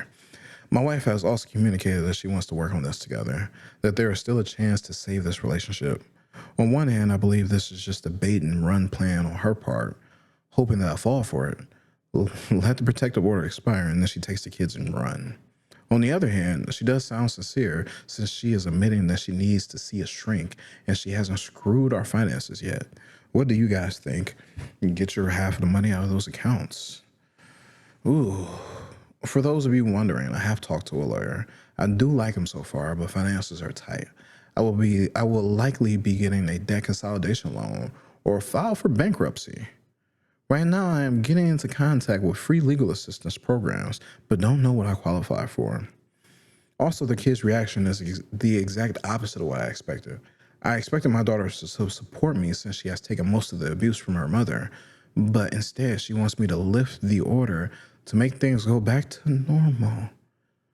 Oh, they've been abused for so long, they don't even want things to be better. My son, who is the golden child, has told me that he doesn't want to see his mom again because he is scared of her. I know he is young and doesn't know what he is saying, but that took me by surprise. Other than that, they are taking it well, and I will be getting their insurance to extend their therapy visits. Oh my God, they might need better therapists, or at least the daughter does. Top comment. Do not drop the charges, says Neko Namita. This is not a one-time incident. You know it is only a matter of time before your wife gets stressed out again and takes it out on you in the form of violence. Worse yet, your children could get in the way next time. What if she had caught you with that knife? Would you be dead and then your children would be fatherless and have to be raised solely by her? They're too young to understand that she is violent and very out of control of her emotions and needs professional help, which includes court interventions to hold her responsible for her actions. This is very important because people with the disorders that she has take a lack of consequences of their actions as proof that they can get away with the bad things they do. They need consequences for their actions in order to realize they can't do whatever they want and expect everyone to lie down and let them walk all over them. Your children don't understand the situation, and no matter how badly they want you to drop the charges, you cannot for their sake. My significant other's mother has bipolar disorder, and he never pressed charges when she beat him black and blue, even though many of his family members supported him and wanted him to. His sister, who was still young at the time, got the message loud and clear that it's okay to beat your kids for talking back until they're barely unrecognizable from the swelling. She still thinks my significant other deserved to be beaten for as much as denying their mother's crazy accusations over perceived slights, and sadly may follow in her mother's footsteps of repeating that cycle of abuse on her own kids. That is not a message you want to send to your children. That it's okay to chase people with a knife, verbally abuse those close to you, and break their things when you're mad because nothing comes of it at the end of the day. That is how normal families are, and you just have to put up with it. You're doing your children a favor by getting them out of the toxic environment she caused and sending a clear message that this is not an acceptable way to ever treat people and those who do face real consequences for their actions. They will thank you for that one day. As for your wife's family, stop talking to them. Do not pick up the phone when they call. BPD is passed down generations through very unstable home lives, and they are likely to be just as delusional and dysfunctional as she is. Minimize the impact they have on you as much as possible by not talking to them. OP replies, it's funny that you mentioned BPD is passed down. I was talking to her father, and his method of arguing is not much different than his daughter's. I called him out for it too. Mentioned the gaslighting techniques that he was using and the convincing lying. You called him out, and now he's going to switch up his tactics or just get very, very, very better at them. OP then says, it sucks because he tried telling my daughter that she can falsely accuse me of hitting her, or even worse, touching her inappropriately so that she can see her mom again.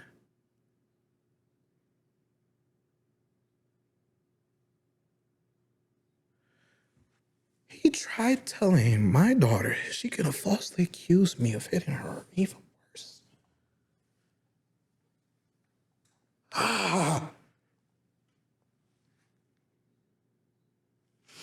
I was pissed when I heard that. I took the phone away from my daughter. I had the second line up to my ear. Then he has the balls to tell me that I'm being mean for taking her rights to talk to her grandparents away. I called him out for what he did, and do you know what he does? He says that he wouldn't tell her to say those things if they weren't true. What? He is trying to convince me that I do these things? My wife isn't even that bad.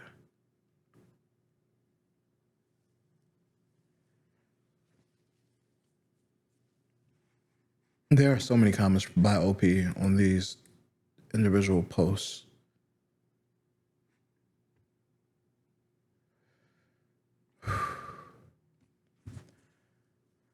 OP says to another commenter, I've recorded most of the conversations that I've had with him with my iPad. Also put him on the speakerphone and made him apologize to my daughter. I don't think she would have falsely accused me anyways. She has been understanding of the situation, and I have not criticized her for her emotions. I have respected her so far, and she has respected me in return. I just hope that nothing escalates. I don't want to keep reading this story. Oh my God. We're going to the next update.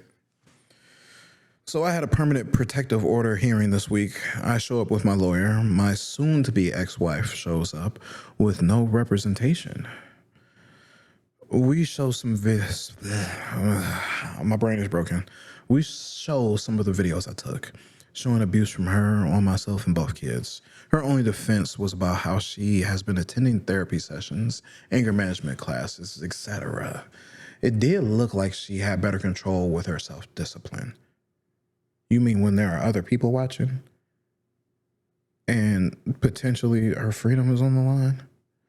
Well, it's just a protective order. She should be in jail. My judge ruled, the judge ruled in my favor, gave me custody of the children, sole access to the residence, extended the protective order to the max. 2 years. Why is the protective order only maxed out for 2 years? And only gives her visitation with supervision. Contact can only be made regarding visitation and finances. Reasons for finances is because we have co-signed on multiple credit lines. Before anyone asks, I can cover all of our co-credit lines but one. Are you still going to do the bankruptcy thing? Since then, she has called me every day, begging me to drop the protective order, which is a violation of the order itself. I mention this every time, and she responds with every scumbag Stacy line that you can think of. Like, you're so cold. Any reasonable person would fight for their wife, etc. OP, I swear to God, if you don't you say one thing and then say etc., etc. Give me 3 things and then you can say etc. 3 things is the minimum before you can type etc. And then you have to have a comma too. My emotions are all fucked up. I am not going to report any of the violations until the final check clears. Oh, in our joint checking account. And that's a rent payment. Okay. I had a heart-to-heart conversation with her, told her that I need therapy for possible PTSD caused by her actions, and even mentioned that I'm in the military and I'm supposed, I need a D there, supposed to get PTSD from being in the desert, not at home with my wife. She cries, admit that it's her fault and that she can never forgive herself for doing this to her kids and her husband. Shockingly, no threats of suicide. OP, how many times has she threatened suicide before? I guess this is a good sign, as she understands that her actions have a negative impact on others. That is the first time that she admits to it. Before she would just say, deal with it and man up. She also claims that she has no memory of some of her episodes. Like one of the videos shown in court, I believe that she is just in denial, but that's just my speculation. No, it's not just your speculation. You're dumb. She saw all those videos that you provided in court and now believes that anytime you're on the phone, you're recording her. So she's doing this under the assumption that you're going to go to court again and present more evidence, and she's going to look like she's doing better. And not only at the same time, her mental illness needs the support of her family. So obviously she needs to be back in a good, hospitable home situation. That's what she's doing. Oh, you don't even peep it. You're been abused for too long. Oh, you can't see it. Your daughter can't see it. You can't see it. Your son is just scared. Oh my God. What sucks even more is that I've been watching some documentaries on YouTube and Netflix, a couple on Scientology. Another was on Dear Zachary. Yikes.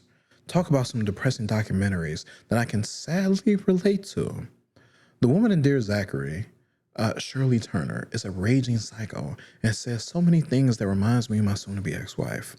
Although I don't think my wife would kill, the manipulation techniques pointed out in Scientology documentaries are similar to what my wife did. There is no chance of us getting back together, and I have told her that divorce papers will be getting served on her soon. Why would you give her a heads up? I'd like to thank Reddit for the support. I have a close coworker who has been through something similar that I've been talking to as well. But every now and then I have to validate my sanity and reread the posts that you all have put up. Oh, are you going to therapy? Are you going to therapy? Oh, you need it so bad. Oh my God.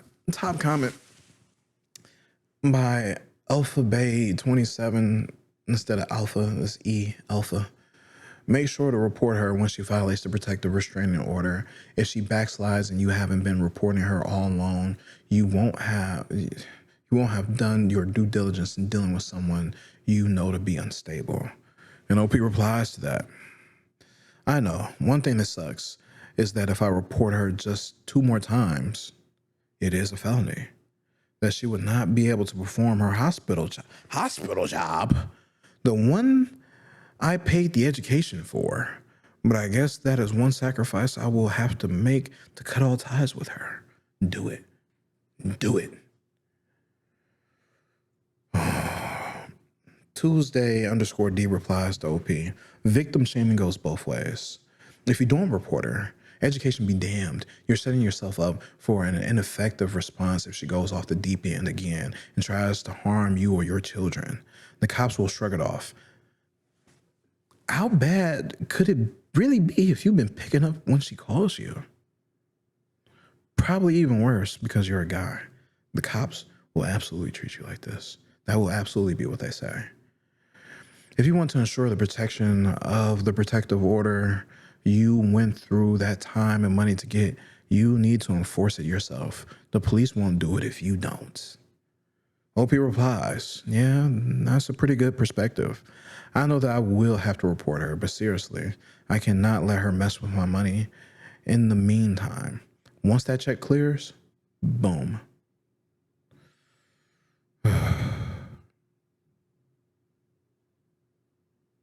Tuesday_D replies to that.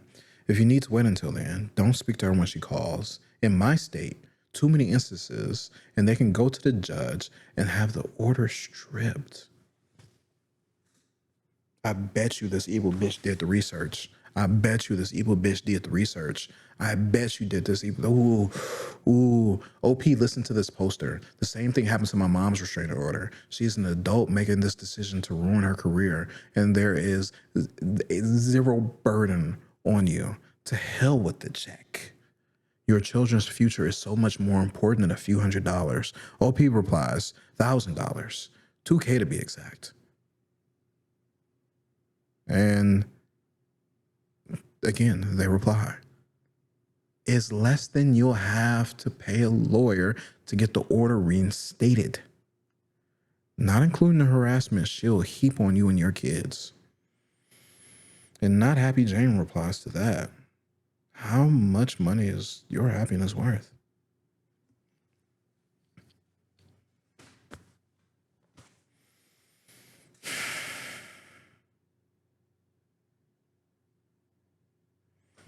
He ends up getting dragged in the comments after this. Let's go to the next. Let's go to the next update. I'm so sorry, you guys. This is mentally draining me. Oh, I've said this before in another episode, but I pick these themes and I pick these stories, and then I'm just like reading them, and then I get to actually like really read it for you, not just really read it for you. And it just sucks the soul out of my body. All right, let's do this. The past 2 weeks have been an emotional roller coaster for me. My soon-to-be ex-wife, who I have a protective restraining order against, is not in good condition. Initially, after I won the 2-year hearing, she was slowly getting onto her feet. Her father came down and talked some sense into her. She still had her job, which she should not fucking have. She works in a hospital. I forgot to even comment on that because I'm just so drained. She still had her job and managed to get a place to stay. Her finances were in perfect order. But you were thinking about filing for bankruptcy? Which is a good thing. She had a roof, a job, transportation, and enough money for food and child support. All seemed to be going well. My brain. And then her dad left. She hasn't made a single rational choice since. She pissed off her roommates, especially after she was arrested again. More on that later. They kicked her out. As of right now, I think she is living in a motel. What's worse is what happened last week. She had court at around noon for the assault charges and protective order violations. Good job. I was called to witness. So that day, she calls me up at 8:30 a.m., tells me that she is going to swallow a bottle of pills. She is very persistent and sounded quite convincing. I tell her not to. Email her the suicide help hotline, called it myself, and they recommended that I call 911. I did. And the police show up to her door to make sure she is okay. She answers, claims that she has done no such thing, and that I was calling the cops in an attempt to make her late for court. What the fuck? What did the comments just say in the previous story that was 2 weeks ago? Don't pick up the phone. So basically, she used the suicide threat as bait to get me to call the cops on her before court time. Luckily, there are no charges for contempt. After the trial, they told her that she is on probation. Then, of all things, she shows up at my house that night, pounding on the door so that she can say goodbye to the kids before she kills herself. Yeah, not happening. I call the cops again. She flees before they show up. She got picked up the day after and went and sent to jail. That's why her roommates kicked her out. That was twice in 2 days that the cops showed up. The roommates didn't kick her out, technically. The jail accepted her as a new roommate. She has since threatened suicide many more times. I don't take her threats seriously anymore, since it might be bait like last time. I am seeing a therapist now, and he reassures me that I need to stand my ground, that I cannot under any circumstance let her back in. I have no intentions of letting her back in, even for that matter. I've since blocked her number and blocked her on Facebook. Another thing that I found interesting is that my therapist said that in his 30 years of experience, this case takes the cake. I don't know what my plan is from here, but I plan on having recorded conversations with her and will likely move to another house/apartment when my lease expires this summer.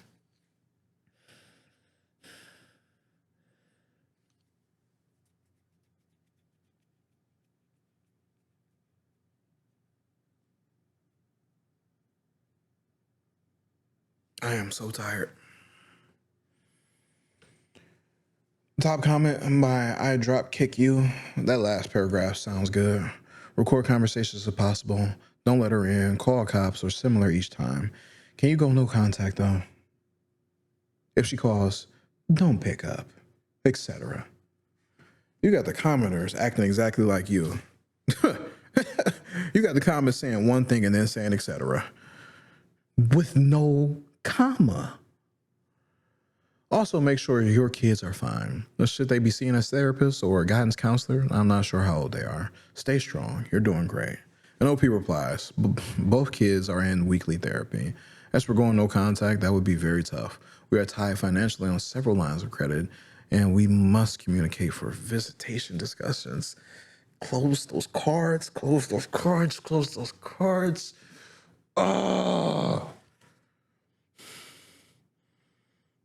I need a break. I need a break. My brain is broken. My brain is broken. I need a break. All right. Update number 4. Again, you can find and read all his comments at Broken Throwaway 9. If you're going through something similar, you can see his state of mind. I will not be reading all his comments because they hurt me deeply. First, read my previous post. There's a lot to take in. I'll try to do a quick summary. All right. Last year around November/December, I discovered the truth about my wife. I knew that she had a temper and that she would get into some uncontrollable rages, but the full extent of it was never known to me. She also claimed that she was suicidal, which I now know was a method of hers to control me. I started to notice that the children would come out of their rooms or go back inside the rooms when I got home from work. I asked my daughter for more details, and she explained that her mother's rages were terrible, very emotionally and physically violent. Both children were having psychological problems such as ADD in my daughter and daytime wedding in my son. I finally got a few recordings of her abusing our children. In one argument, she came after me with a knife. I got this recorded and called the cops. She was arrested. I got a restraining order against her, and the rest is history. She's pled guilty to misdemeanor assault and several other counts of restraining order violations. All jail time is suspended sentences. What the fuck? I've been granted custody. Looking back at it, wow, how much I have changed in the past year. I can't believe how stupid my soon-to-be ex-wife really is. I always saw her as intelligent and thoughtful, but now I know she is very stupid and incapable of seeing other people's perspectives. Because she's a fucking narcissist. It's not about anyone else but her. She's not stupid. You are for staying with her for so long. I'm victim blaming today. I'm thoroughly a victim blamer. You need to share responsibility for being with this, knocking up this creature. You were 16, 15 as she was pregnant.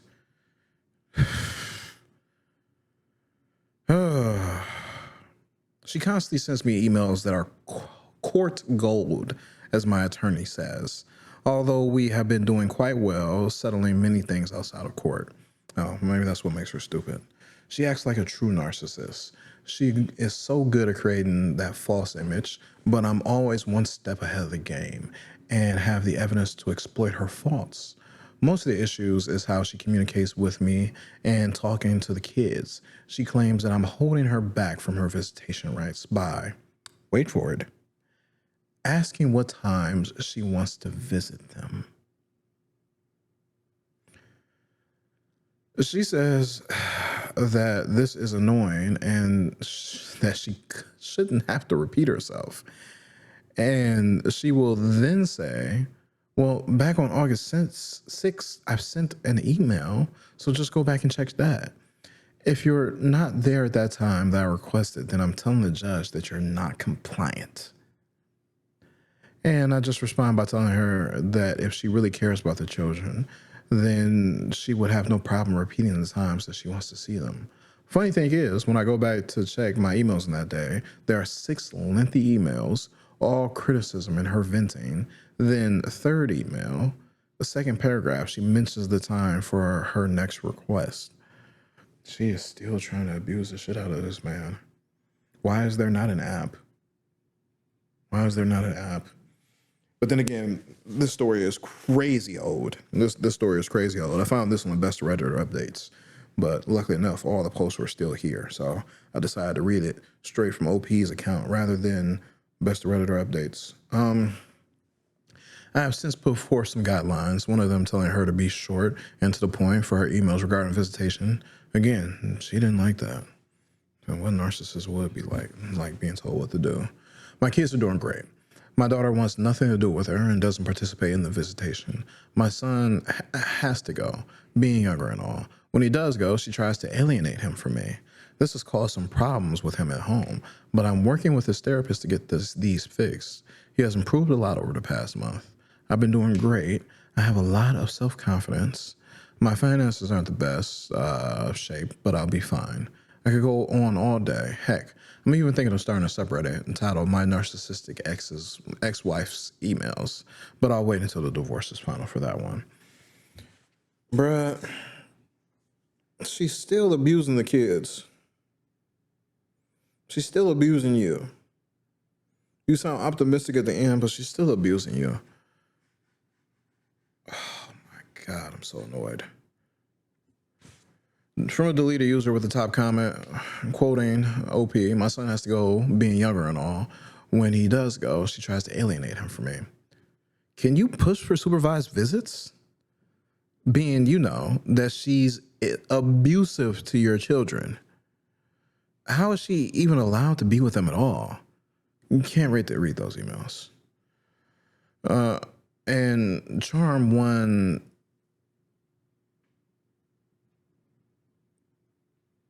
I can't even pronounce that name.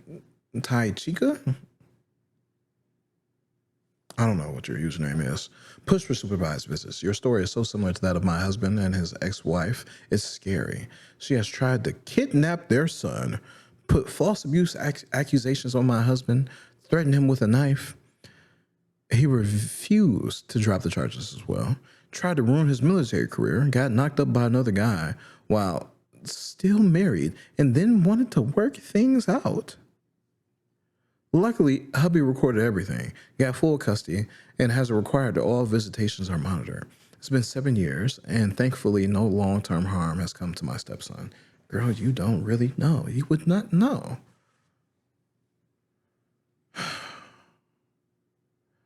OP replies, what did I just read? I've subconsciously been thinking that she's going to end up pregnant soon. Her being a narcissist and all, and wanting a baby to show off.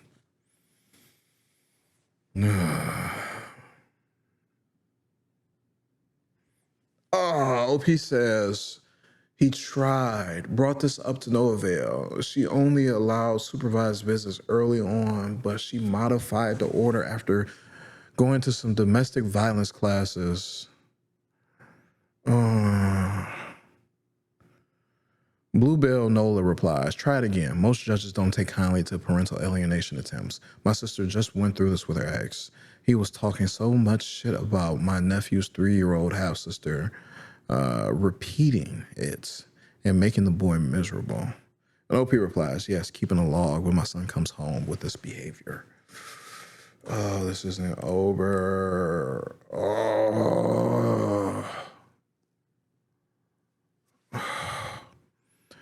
Seriously, how does a woman who was recorded coming after her husband with a knife and abusing children get unsupervised visits? Appeal that shit, bro. And OP says he already appealed it and lost. Like, these courts think that their domestic violence classes are all great, that they think that they've changed people afterwards. Oftentimes they're not. They just know how to cover their tracks better. This shit is so sad. I'm sorry for, if you guys listen to me consistently and you're fans of the show, I'm sorry that y'all even got to deal with me reading this. I'm so sorry. We're gonna move on. We're gonna move on from this. We're over in r/am I the asshole with a post by plastic-assistant-21. Am I the asshole for telling my parents that either I move out or they do something about my brother? I, 25 male, live with my parents in a very expensive city. We stay in a 3-bedroom high-rise. My mom recently decided she wanted to move to the city because she was tired of living in the country. I agreed to move with them because this city had many software engineering jobs. I was able to get a high-paying job and make 6 figures. My mom and dad are school teachers, and their combined income is just under what I make. Oh, congrats for doing good for yourself at 25. My brother James and his wife Mary had originally stayed in our old estate, but once she found out she was pregnant, my mom and dad invited them to move into our house. I work from home sometimes and pay 75% of the bills and mortgage, so the spare bedroom was my office. My brother and his wife showed up in my house, which I didn't know about, and demanded my room. My room has a walk-in closet and bathroom. I told them to take the office because it has an air mattress for guests. My parents told me to let them have my room. What's wrong with y'all? I know. I reminded them how I pay most of the bills and I'll move out if they have my room. My mom yelled at me and told me I was a jerk, but my dad just told them to go to the spare room. I went into the office the next day, but forgot my laptop. So during lunch, I came home and found my sister-in-law taking my stuff out of my room. Everyone else had left for work. I yelled at her and asked her what the hell was she doing. She screamed back that my mom said to do this. I grabbed all her stuff that she moved, which wasn't a lot, and threw it on the floor and told her I will kick her and my brother out if her stuff is in my room when I get back from work. Everyone's crazy. My brother and mom blew up my phone when I was at work, and my dad started a group chat and said that there will be a family meeting when everyone gets home. For what? I pay the bills. Get out. Get out. I stopped at the store to grab a knob with a lock for my door. My parents, sister-in-law, and brother was sitting on the couch when I got home. My brother tried to get in my face, but I'm taller and bigger than he is. So I just put my hand on his face and shoved him out the way. I knew this infuriated him because he's older than me. Yo, palm this shit. Stiff arm. My dad... Yo, I love this. My dad told me that I should just let them have the room. My sister-in-law smiled at me. I told them that I pay most of the bills and that they are living under my roof because my name is on the mortgage. And if they want the bigger room, they could either pay me rent or the four of them can move out. My dad tried to bargain with me, but I told him that I'm not talking about this anymore. And if I hear about it again, I will have everyone evicted. My sister-in-law started crying, and I went to my room. My dad is treating me okay, but everyone else is giving me the silent treatment. I thought everyone was okay, but the next night I came home for dinner. From dinner? For dinner. OP, the way you type, man, I don't know what you're trying to say. No commas, bad spelling. You're fucking me up. I get that you're emotional, but I just want to bash my head into the table. See, I can't even talk right now. It's your fault. My mom made everyone but me a plate. She said until I give up my room and be a good son, she would not cook me dinner. My dad agreed with her. I paid for all the groceries. I went into my room and printed an eviction notice for my mom and dad. My brother and sister-in-law haven't been there long enough to be considered squatters. I told my brother and sister-in-law they had an hour to pack or I get out or I'll call the police. I told my parents they have 30 days or I'll take legal action. All our extended family stay in a different state and they don't have the money to support 4 people in this city. My mom begged and tried giving me her plate, but I said it wasn't about the food. My parents put my brother and sister-in-law in a hotel room for the night, and my mom tried to apologize, but I ignored her and went to my room. I'm writing this right now to see what I should do because I'm honestly confused. Am I the asshole? Only for your grammar and spelling, but I understand. You didn't even take the time to write this out for real. You got absolutely pissed, and in the moment, you came here to us for advice. And I am very proud of you for that stiff arm.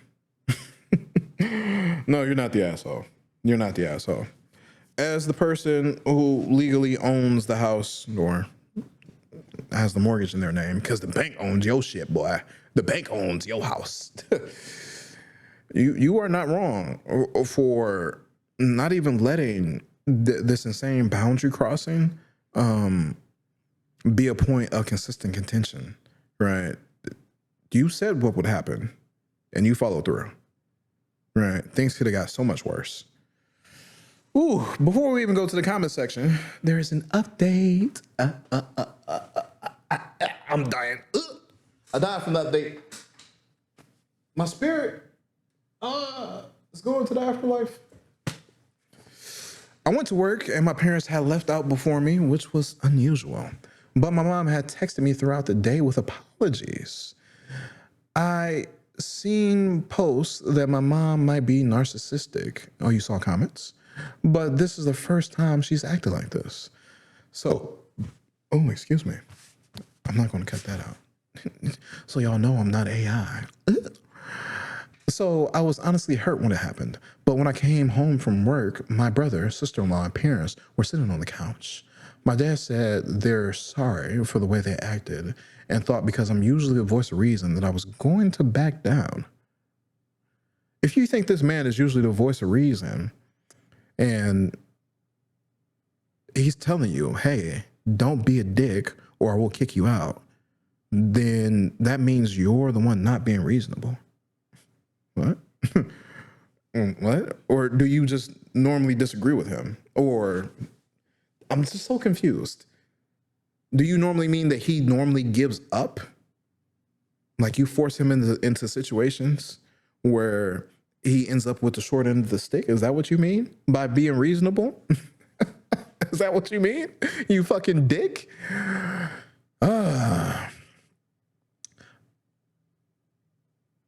My brother said the request seemed small, and because I have a perfect life, giving up one thing to accommodate him and his time of need is what family does. Side note, my brother has no debt. My father is a veteran, so we were able to get free education somehow. Because my brother changed his major 5 times. He had to pay for 3 years of extra coursework that wasn't covered. People, go to community college and do some internships if they exist, because they don't pay. Or just get some real life experience. Go see what pays. Go see if you would like to do it. Look at some people on Reddit talking about their jobs and their lives and how they like it and how they don't like it. And then get in the field. Or do this for your kids. Their kids need to be like 12 to 16, and you're helping them figure this out. Well, 12 to 18, right? 12 to 20. I'm tapping my head too hard. My parents took on that burden, which was the 3 years of extra coursework that wasn't covered, and are still in debt because of it. They also didn't sell or rent out the old house because my brother convinced them that he would like to start a family there someday. So they have some debt because of it. You telling me that house in the country is just sitting there? And y'all aren't making any money off of it? Are you paying taxes on it? And like a little bit of water, lights and gas every month? But my brother is not in need of everything. Are you still paying a mortgage on that house? What? I'm so curious. My brother also told me because it's our parents' condo. Oh, it's a condo. They should have final say. Oh, wait, no. Oh, shit. That's just the house and country. I explained to him that it's my condo and my name on the mortgage. Oh, the brother's been lied to. So they actually get no say in what goes on around here. He was confused. He said, I possibly could not afford this place on my salary. He said a person making $50,000 a year could not live this lifestyle. I explained to him that I make 3 times that much and our parents can't afford to live here without me because the mortgage back home and his student debt. James said Dad took care of the student loans and that the old house was already paid off. Oh, shit. What? 3 years is probably like $200K and the mortgage is still getting paid? No wonder why they're paying 25%. They're paying on 2 houses. His parents are fucking stupid. Oh, the pride. Oh, my pride, for I am a carrot. I looked at my parents, wondering why they lied to him. I explained that they're in a ton of debt because of him and refused to sell the house because of what he said. James asked our parents why they didn't tell him all of this. My mom burst out into tears. Bitch, shut up. Telling James they knew he was jealous of me since I was in high school. Mom knew that me playing varsity football my freshman year of high school when he rode the bench as a senior is what started his dislike of me. And me playing college level at a Big Ten school didn't help. We also graduated the same year, so James told Mom that it wasn't fair that he got to do all those things. Oh, jealousy, an inferiority complex. and enabling of a baby got this whole situation set up. Oh shit. This is just bad parenting all around. Mom and dad began babying him in order to compensate for this so he wouldn't hate me and the family could continue to be around each other without animosity. James just walked out the door without speaking another word. My sister-in-law apologized and said she didn't know it was my house. I asked her why that would change anything. She ignored my question and went to the guest room. My dad tried to explain that they felt like they failed my brother. I asked, was it because of the football thing? He said it was because James wasn't given the same opportunities as me. I explained how James skipped school to drink and smoke and joined a gang. I asked, do you think we should have gotten the same opportunities? My dad said it was hard to explain. I told him what's easy to explain is the eviction notice, and he has 30 days. So I left to my friend's house, and that's where I'm at now. OP1 cold motherfucker. He got that stiff arm still from his college days. Oh, you want to try and tackle me? You want to try to get past me? Stiff arming the shit out of his brother. Oh, I got the rock.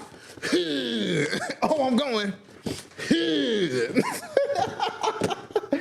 Yo, shout out Batman, baby. You know I'm repping him. You know I'm repping him. Oh shit, stiff arming him. No superpowers. Oh, we at Big Ten. Oh shit, we at Gotham University going crazy. The crowd going wild. James' big brother going crazy. While James riding the bench. Update number 2. My brother invited me out to have some drinks. I was hesitant to go at first, but I realized that it wouldn't hurt.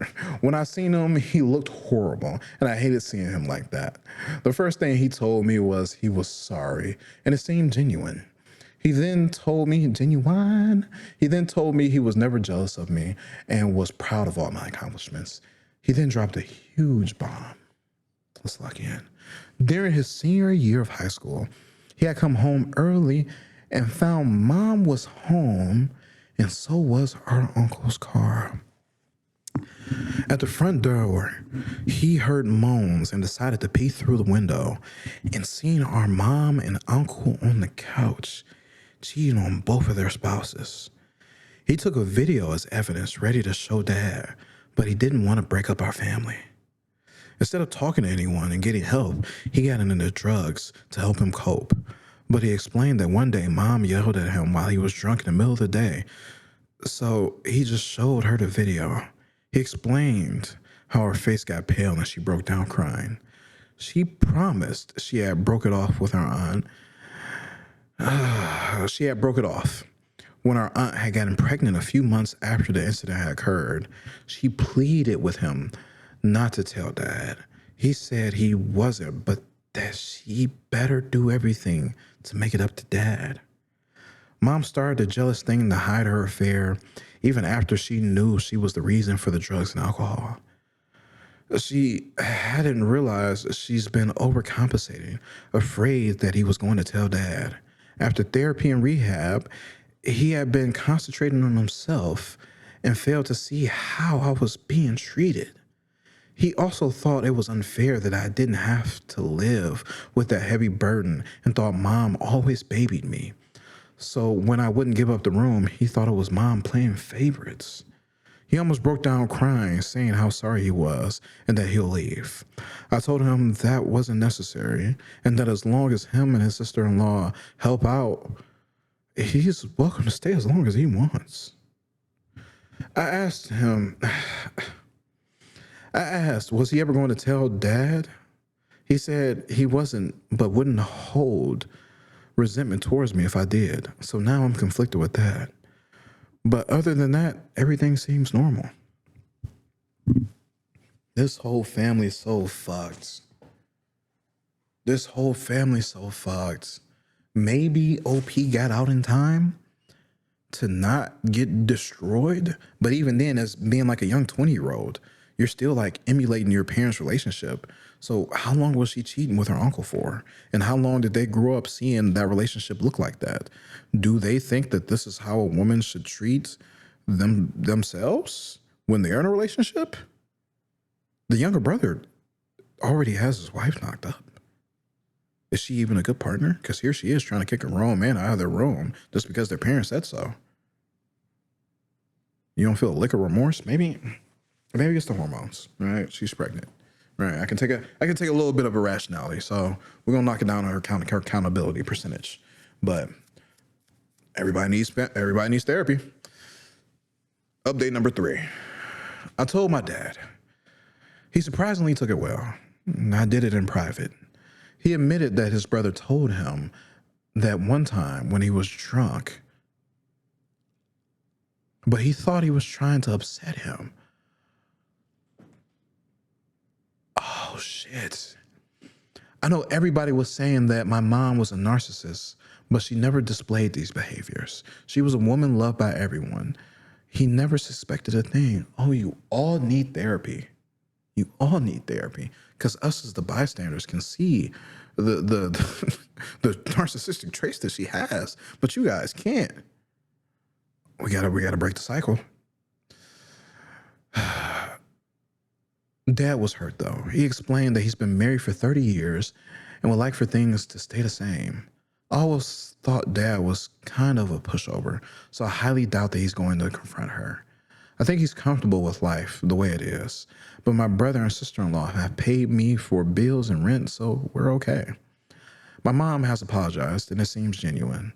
She became the outgoing, nice woman again, so my house has peace, and I think this is going to be how it is from now on. I hope Dad is okay, though. My advice to you is to take the bill money they're giving you, put it into a high-yield savings account. Let me stop. These high-yield savings accounts. But nah, for real, treat your brother like he's your kid, right? You're collecting rent from him, put it into a savings account so it grows interest. And then when that baby is there and you're getting ready to crash out because you're hearing wah, all night long, right? For 6 to 12 months straight, or maybe 6 to 8 months, 10 months.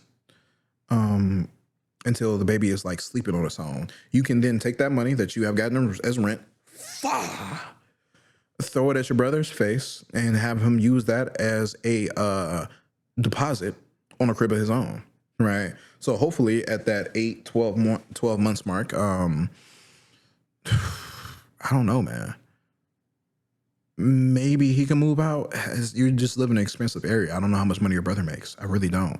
And you won't have to deal with a crying baby, right?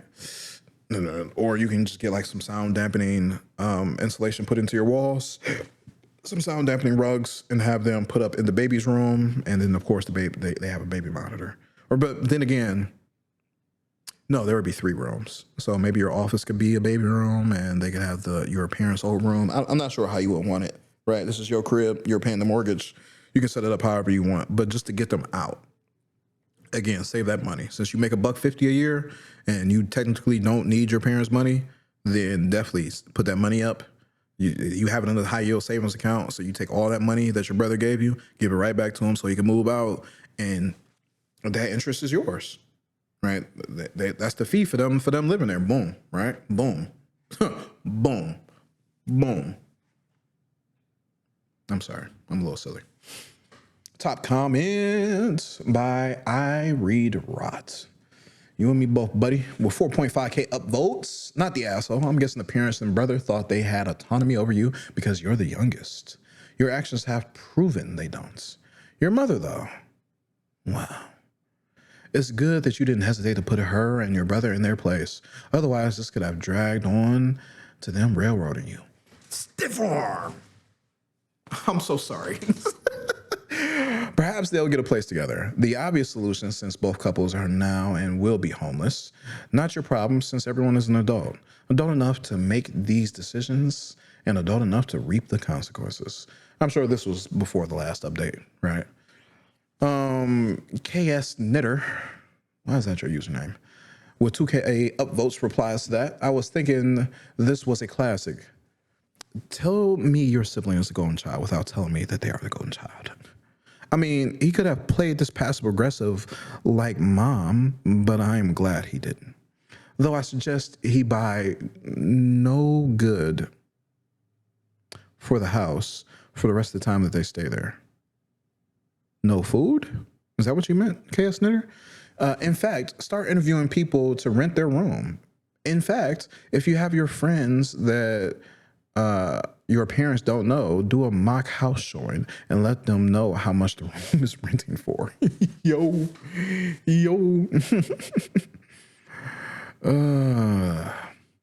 Not a queef, a Khaleesi.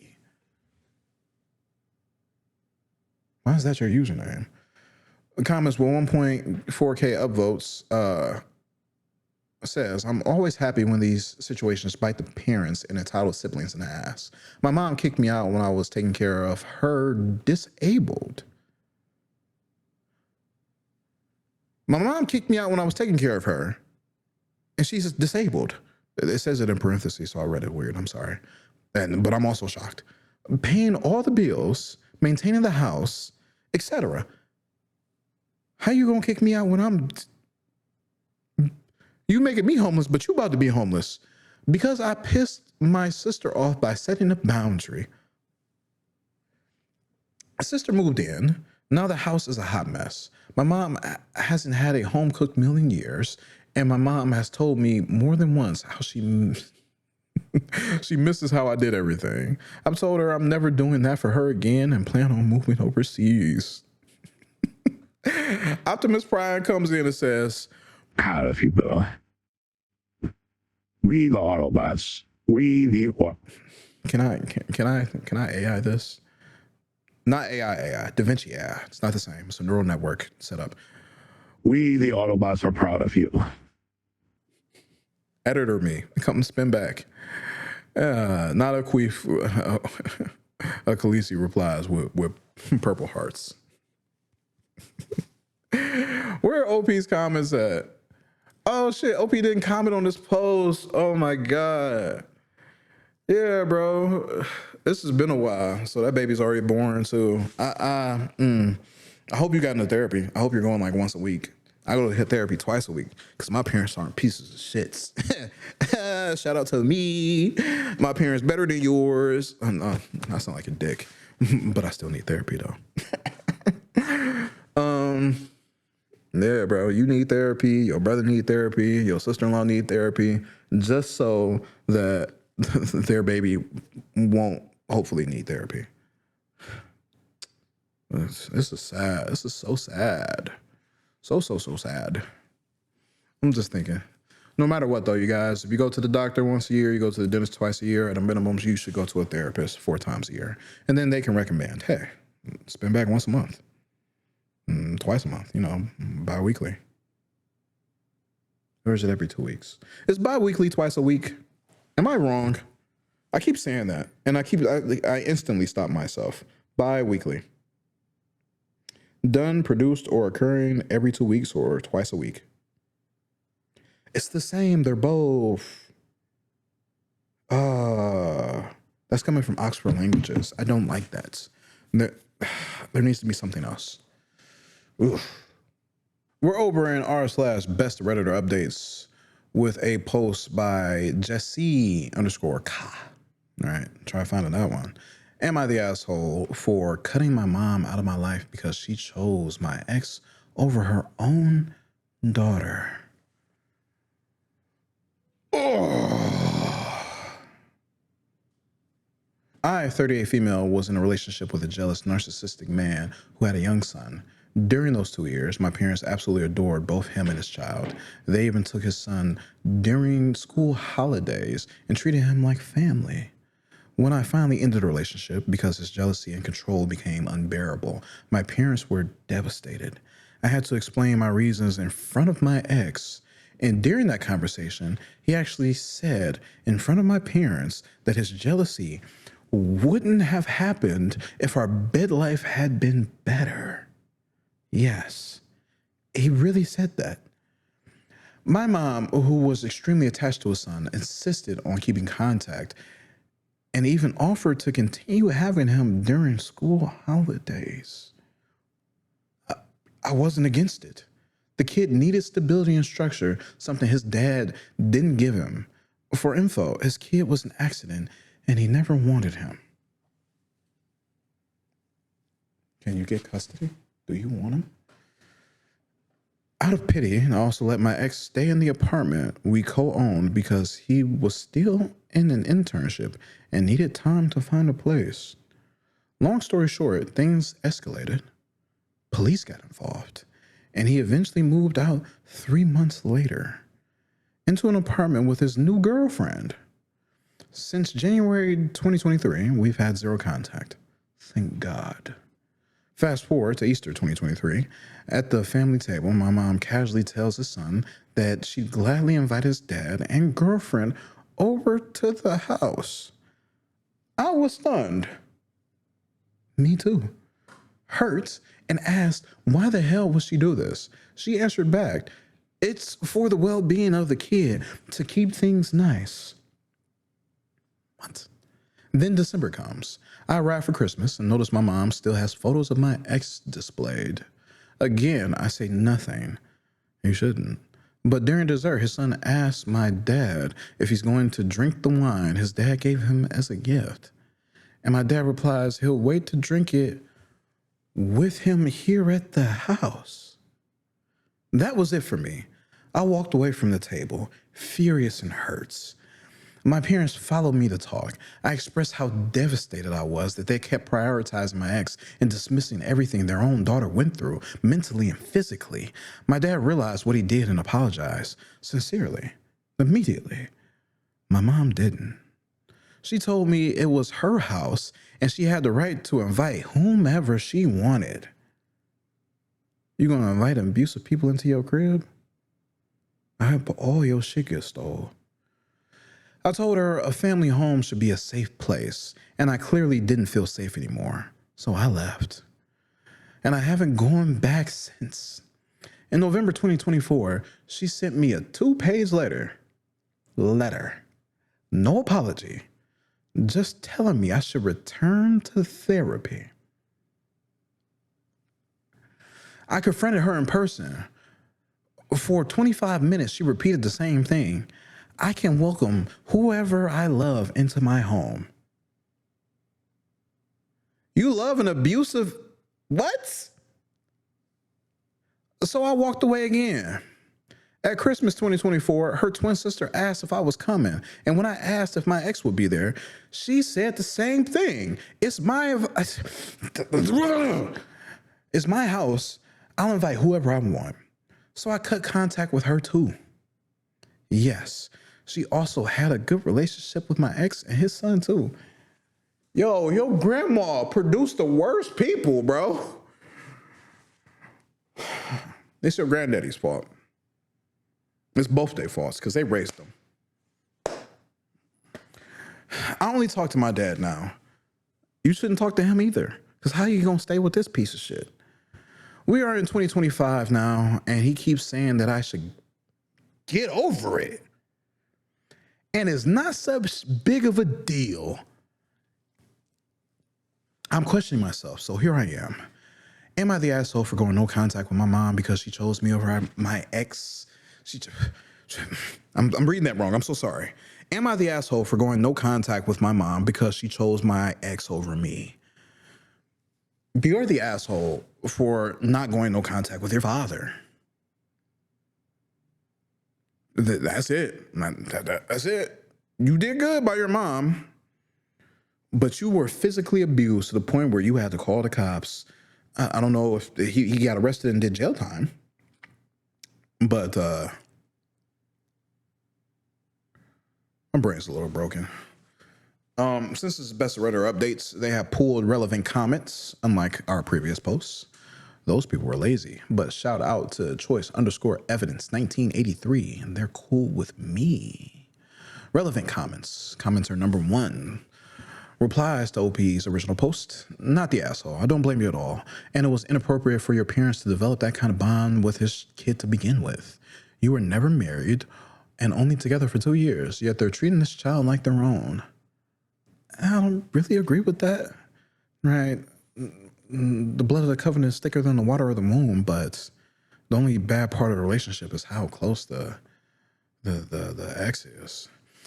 OP replies, yes, my mom is quite frustrated that I am child free. Oh, I got my tubes tied, and I guess she decided to get another grandchild of her own in another way. Thank you for your answer. Very helpful. Oh. Commenter number 2. Inform your parents that by continuing to allow your ex to be part of their lives, that they are dismissing your trauma and agreeing with him abusing you. Family is not always those who are related by blood or share DNA. Family are those who support, protect, appreciate, respect, and genuinely love you. Shout out to you, commenter number 2. You're commenter number 2 because you're the shit. Your parents are not showing you any of these things. No support, no protection, no appreciation, no respect, no real love. I added that part in. Spend time with people who will. Also, tell your dad that he's a horrible protector who would rather have his daughter's abuser in his home and his life rather than his traumatized daughter. All caps, sextuple exclamation points. 6 of them.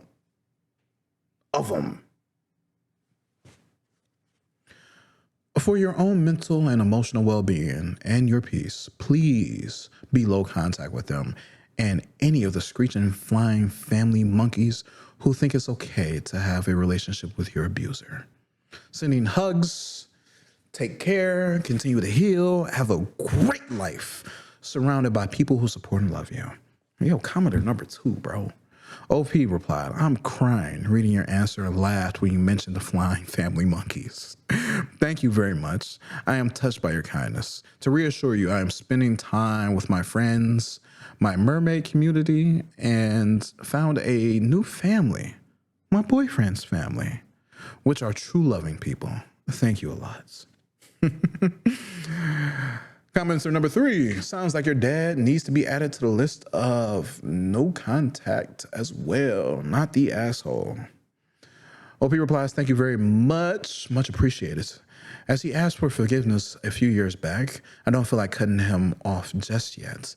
I guess it's difficult for my dad to be in the middle of both of us, me and his wife, which I understand. But I must agree that recently I almost did, but gave him a last chance. I have set up some boundaries as I refuse to give my new address to avoid unsolicited mail. Can you guys say silhouette? No, let me stop. And told him it was the last time he ever let his wife leave me a message on his personal WhatsApp. Either I will block him too. I read that with too much emphasis. It should have been read differently. The flow was off. I'm sorry, you guys. But commenter number 4 says, your mom suggested therapy. You should counter with family therapy. A therapist would be able to knock some sense into that woman. Her priority is her own family, and she's choosing a man who abused you and uses his child as an excuse. She's choosing his child over her own. She doesn't realize that the son may grow up and leave with no biological ties to them, but you're in their life for forever. Unless you go no contact. What she's doing is emotional and mental abuse to you, and she doesn't even realize it. If she wouldn't go to family therapy, I would suggest you draft a letter with a therapist and give it to your mom. Explain you did what she counseled. And this is the response you and your therapist have come up with. See what she does with that. Would she do this if he sexually assaulted you? What he did violated you, but not in a sexual way. It's still painful, and she's choosing to allow the offender into what should be a safe space for you. This isn't normal behavior at all, and I'm glad you're not letting it go. Continue to advocate for yourself. As far as your dad is concerned, explain mental and emotional assault, like rape, is not something you just get over. It's trauma, and they aren't allowing you to heal by repeatedly trying to put the offender in your safe circle. Commenter number 4 is spitting. It must just be those even numbers.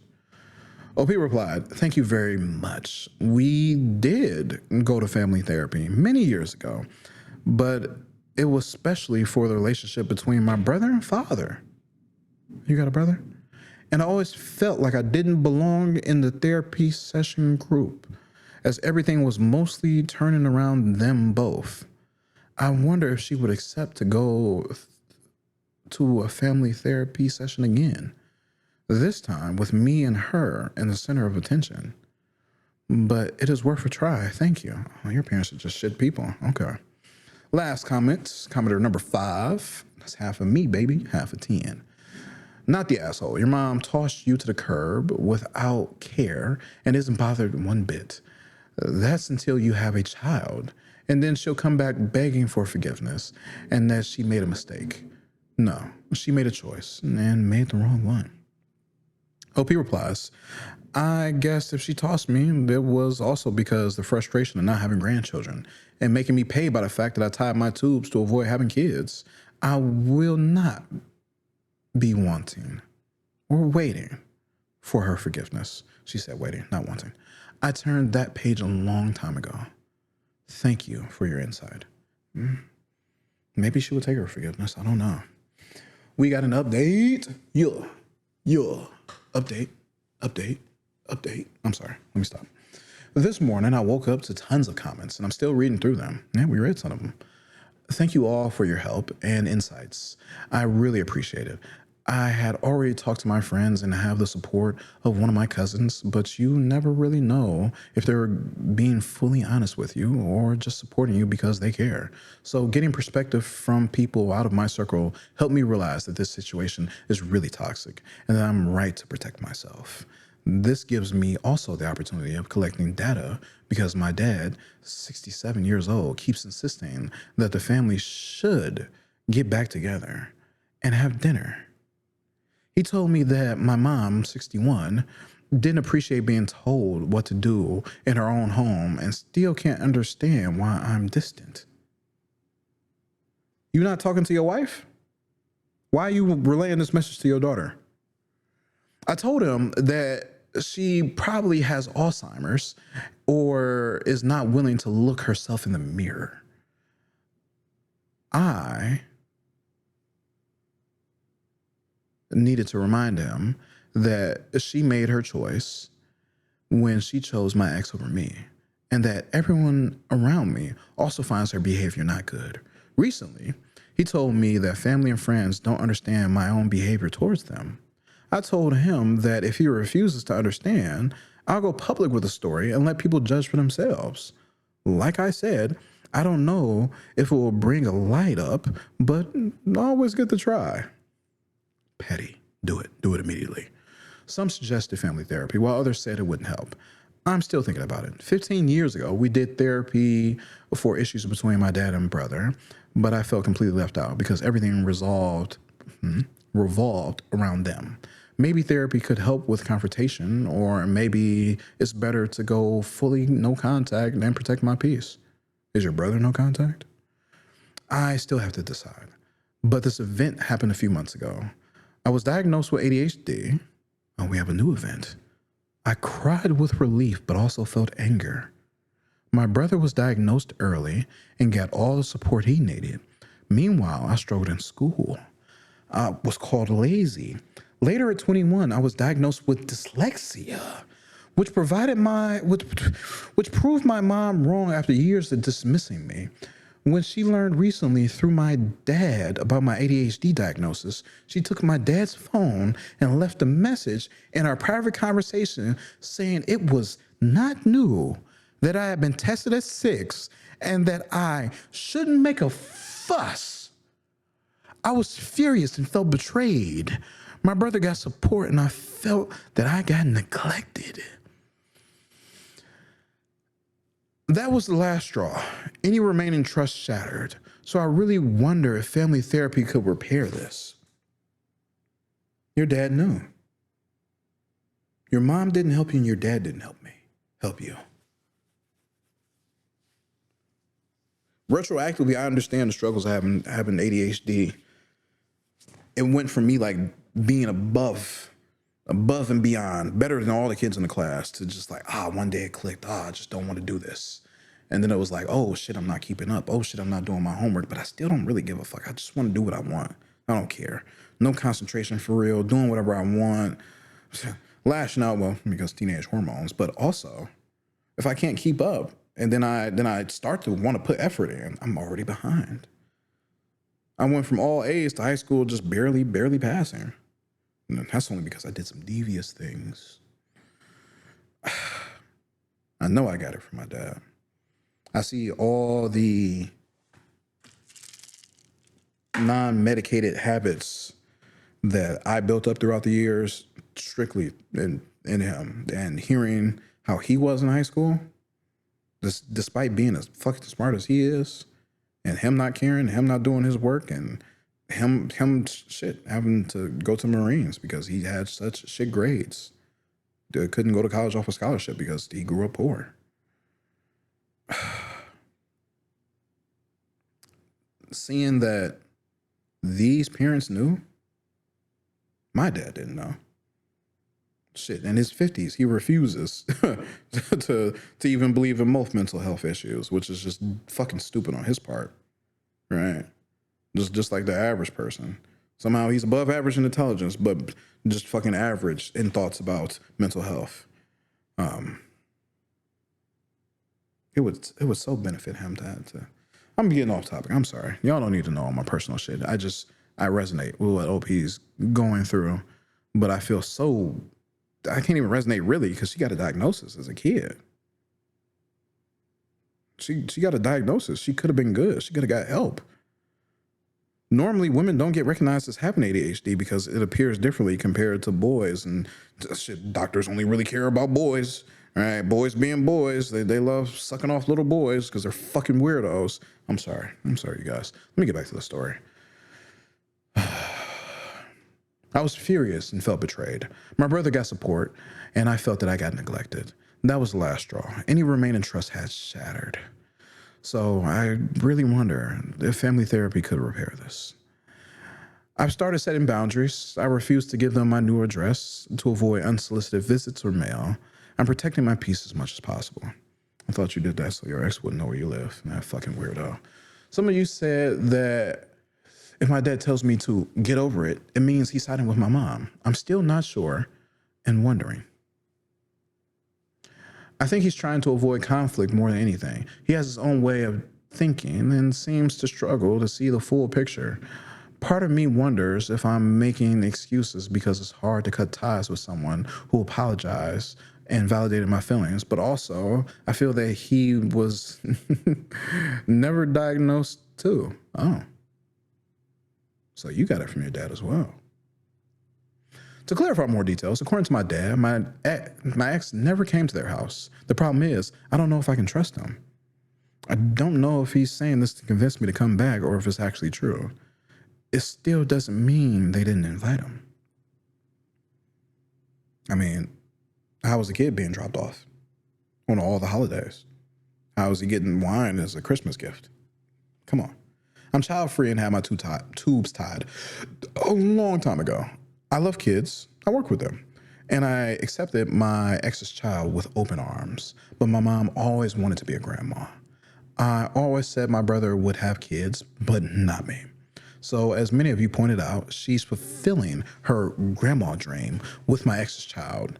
And she also seems to have a savior complex, trying to save this child from his home. She knew about my ex's violent behavior. I told her and even showed her physical evidence. The fist mark in the bed frame, the hole he kicked in the door, proof of his anger management. About my ex's new girlfriend and his child, I heard he didn't let her get too close. My interpretation is that he wanted to make sure the holidays stayed his, keeping the child with my parents and preventing a bond with the new girlfriend. To this day, the child still spends school holidays with my parents. A few months ago, I confronted my dad about something else. Another woman contacted me because she was dating my ex a few months back and felt that something was off. She found my contact info through social media. To avoid responsibility and being authentic, just as usual, my ex told her he was struggling emotionally because his mother had recently died. She didn't. I still have access to her social media, and she is posting. It was another manipulative lie. My dad doubted the story until I showed him the messages. I don't know if he ever told my mom. It took me 2 years, 2.5 years to reconstruct myself after this bad relationship. I found a new family with a real man who is caring, loving, and protective, with whom treats me with respect and is trustworthy. I felt like every time I tried to set boundaries, I'm made to feel like I'm the problem. But reading everyone's comments has helped me see that my feelings are valid and that I'm stepping back. Oh, and that stepping back doesn't make me a bad person. Thank you for everything. I will make an update if anything changes. Take care, all of you, and then again, gratitude to all. We're gonna read some comments, but the mom being 61 means that she is a boomer. So she's Gen W. Millennials are Gen Y. Like, why the fuck is the world like this? Boomers, why the fuck did you do us dirty like this? Why the fuck are we even alive? And that kid is probably Gen A. No, that kid is probably Gen Z. Yes, that kid is definitely Gen Z. Wait, no, because she's 37, and this is from this year, last year. So even if the kid is like 10 now, then potentially the kid is Gen A, not Gen Z, Gen A. Ooh, his life's gonna suck. Yeah, I'm thinking the mother was socialized by her parents into just being a motherly, matriarchal kind of figure. So she has nothing really in her life, probably no hobbies, no anything. So after the kids left the house, she was looking forward to and kind of just meandering through life until, boom, here's a grandchild coming along, even if it's like a step grandkid. And she latched on to him. She had 2 years to, right? Or 2.5 years, of course. And since OP was kind of a pushover, it lasted for 2 more years, even though OP had to work through her issues and like get help for the shit she's going through. That was put through. But ADHD in the father, ADHD in both the kids, and dyslexia, the parents just did poorly. Right? That generation is just the generation that goes the least to therapy. Of course, like 23, 24, 27%, I think. A quarter of them go to therapy, even though they're like the most fucked up generation. Their parents, of course, also, World War II. But these kids grew up with nuclear bomb being a threat over their head, right? The kids now, they got school shooter drills. But back then, it's the world is going to explode. So, right? But kids get shot every week in school. Mass shootings every week. There are more weeks of kids being shot than there are weeks of school in America. So, top comment by eternally_feral. You take care of yourself first and foremost. Sometimes you have a big family. Sometimes your family is the one you choose and create. And sometimes your family is yourself. No matter what your family looks like, it should be the one that shows respect, love, and support. I'm just some random internet stranger, but I think it's always important to hear, so I want to tell you, I'm proud of your strength. I'm proud of you. Yeah, I am proud of you too, OP. You did what was necessary. Your ass went to get therapy. That's top tier shit right there. Top tier. Dash Hound Mom 5 comments. Your ex is taking his son to your parents and picking him up, so clearly he is going to go to the house. Your mom got involved with the convo with your dad. Clearly everything you tell him is going to her. Your parents prioritized your brother. They provided support and care for his disabilities. They ignored yours and basically called you whiny for bringing them up. Your dad is telling you to get over it and get back together. I think you really need to take some time to accept that your parents, both of them, are not good people. Your dad not only enables your mother, he blatantly sides with her while telling you just enough of what you want to hear to keep you their contact. Everything you say to him, she is hearing. You are in contact with her by being in contact with him. Have you considered that the way they have treated you and gaslit you led you to be vulnerable to someone like your ex? Fuck, I didn't think that. If all you know is emotional abuse and gaslighting, it's all you will expect. I hope you give yourself the gift of peace from them and walk away completely. Change your number and just leave them with the son and grandson they have chosen. Stick with the family you have found. OP replies, thank you. This is it right here. This is it right here. Ladies, and gentlemen, because gentlemen also get abused, and theys. And shout out to the non-binaries, beep, non-binaries, shout out to y'all. And hey, shit, if I got some trans people watching, LGBTQIA plus, I'm the plus, baby, because I'm straight. I'm the S. Yeah. No, I'm not included. But not being silly. That's the thing. Not only like learning all the shit that you've been through and like growing from it, ladies and gentlemen and they thems, you need to take account of this, right? Not accountability, account of this. All the things that are popping up and know, oh shit, this is what I've been through. This is how I was turned into a victim. This is where I need to grow from. And these are the things I need to look out for in my next future partners, friendships, and any type of relationships I build in the future so I don't get abused again. Yes. I'm tapping on the table. You guys probably can't see. Don't get abused again. Yes. I'll get a wider lens in the future. I don't know. Subscribe to the Patreon. I need a new lens. It's like $1,500. Oh, that shit sound crazy. Right? Especially if y'all just listen on the podcast. You're like, what the fuck am I helping you buy a lens for? Right? These stories make me sad. I don't want to hear 2 extra more stories once a week, motherfucker. But again, take account of this, right? And not only that, help your friends learn this. Help your kids know, if you have kids, if you're going to pop kids out, these are the things that you have to look out for. And here's how you better yourself so you don't end up prey, right? Hunted by. You don't end up a victim of an assailant who would do harm to you for their own sick mental and physical gain, right? Because that's all this is. They just want a hole to hump, to fuck, and someone to take care of the house and whatever fucked up mental needs that they may have that turns out to form companionship. Right. Write it all down, take inventory. Don't go after similar people. Right. Notice these traits in people. Don't fuck with those people in the future. Right. You become better, you will not be attractive. You will not look like a tasty treat to these people.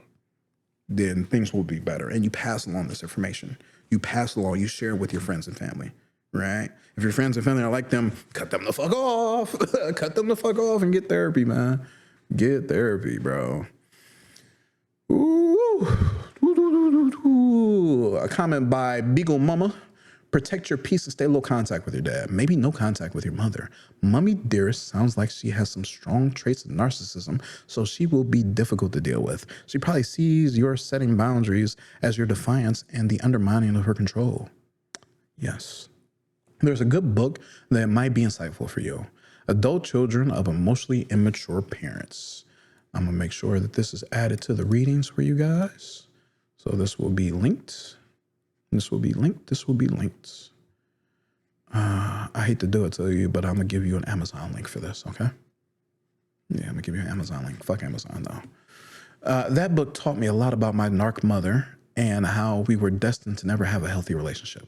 I hope it helps you. Go gently. With some star emojis, yeah.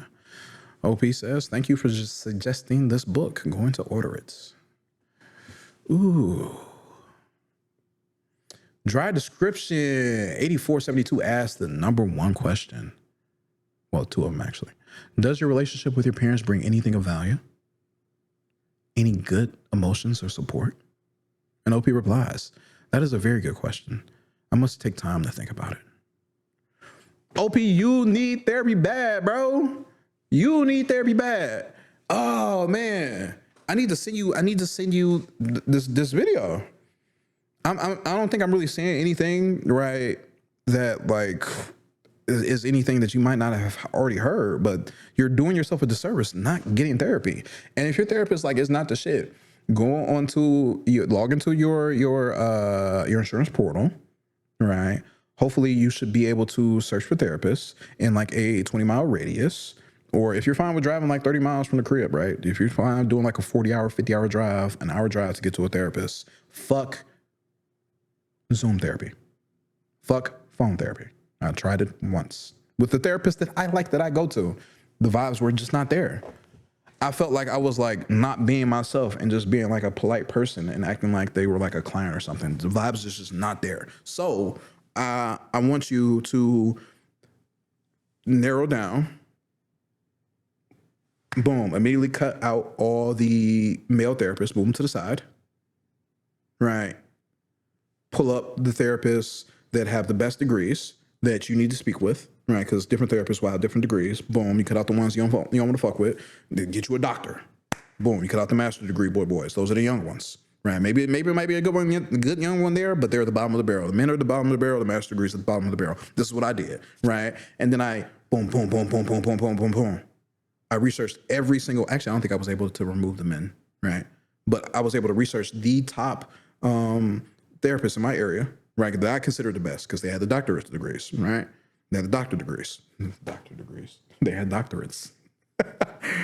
Then I saw reviews. I removed all the ones who had shitty reviews, and I was only left with like 2 or 3. Looked at them. I was like, boom, that's the best one. And no, that's not what I did.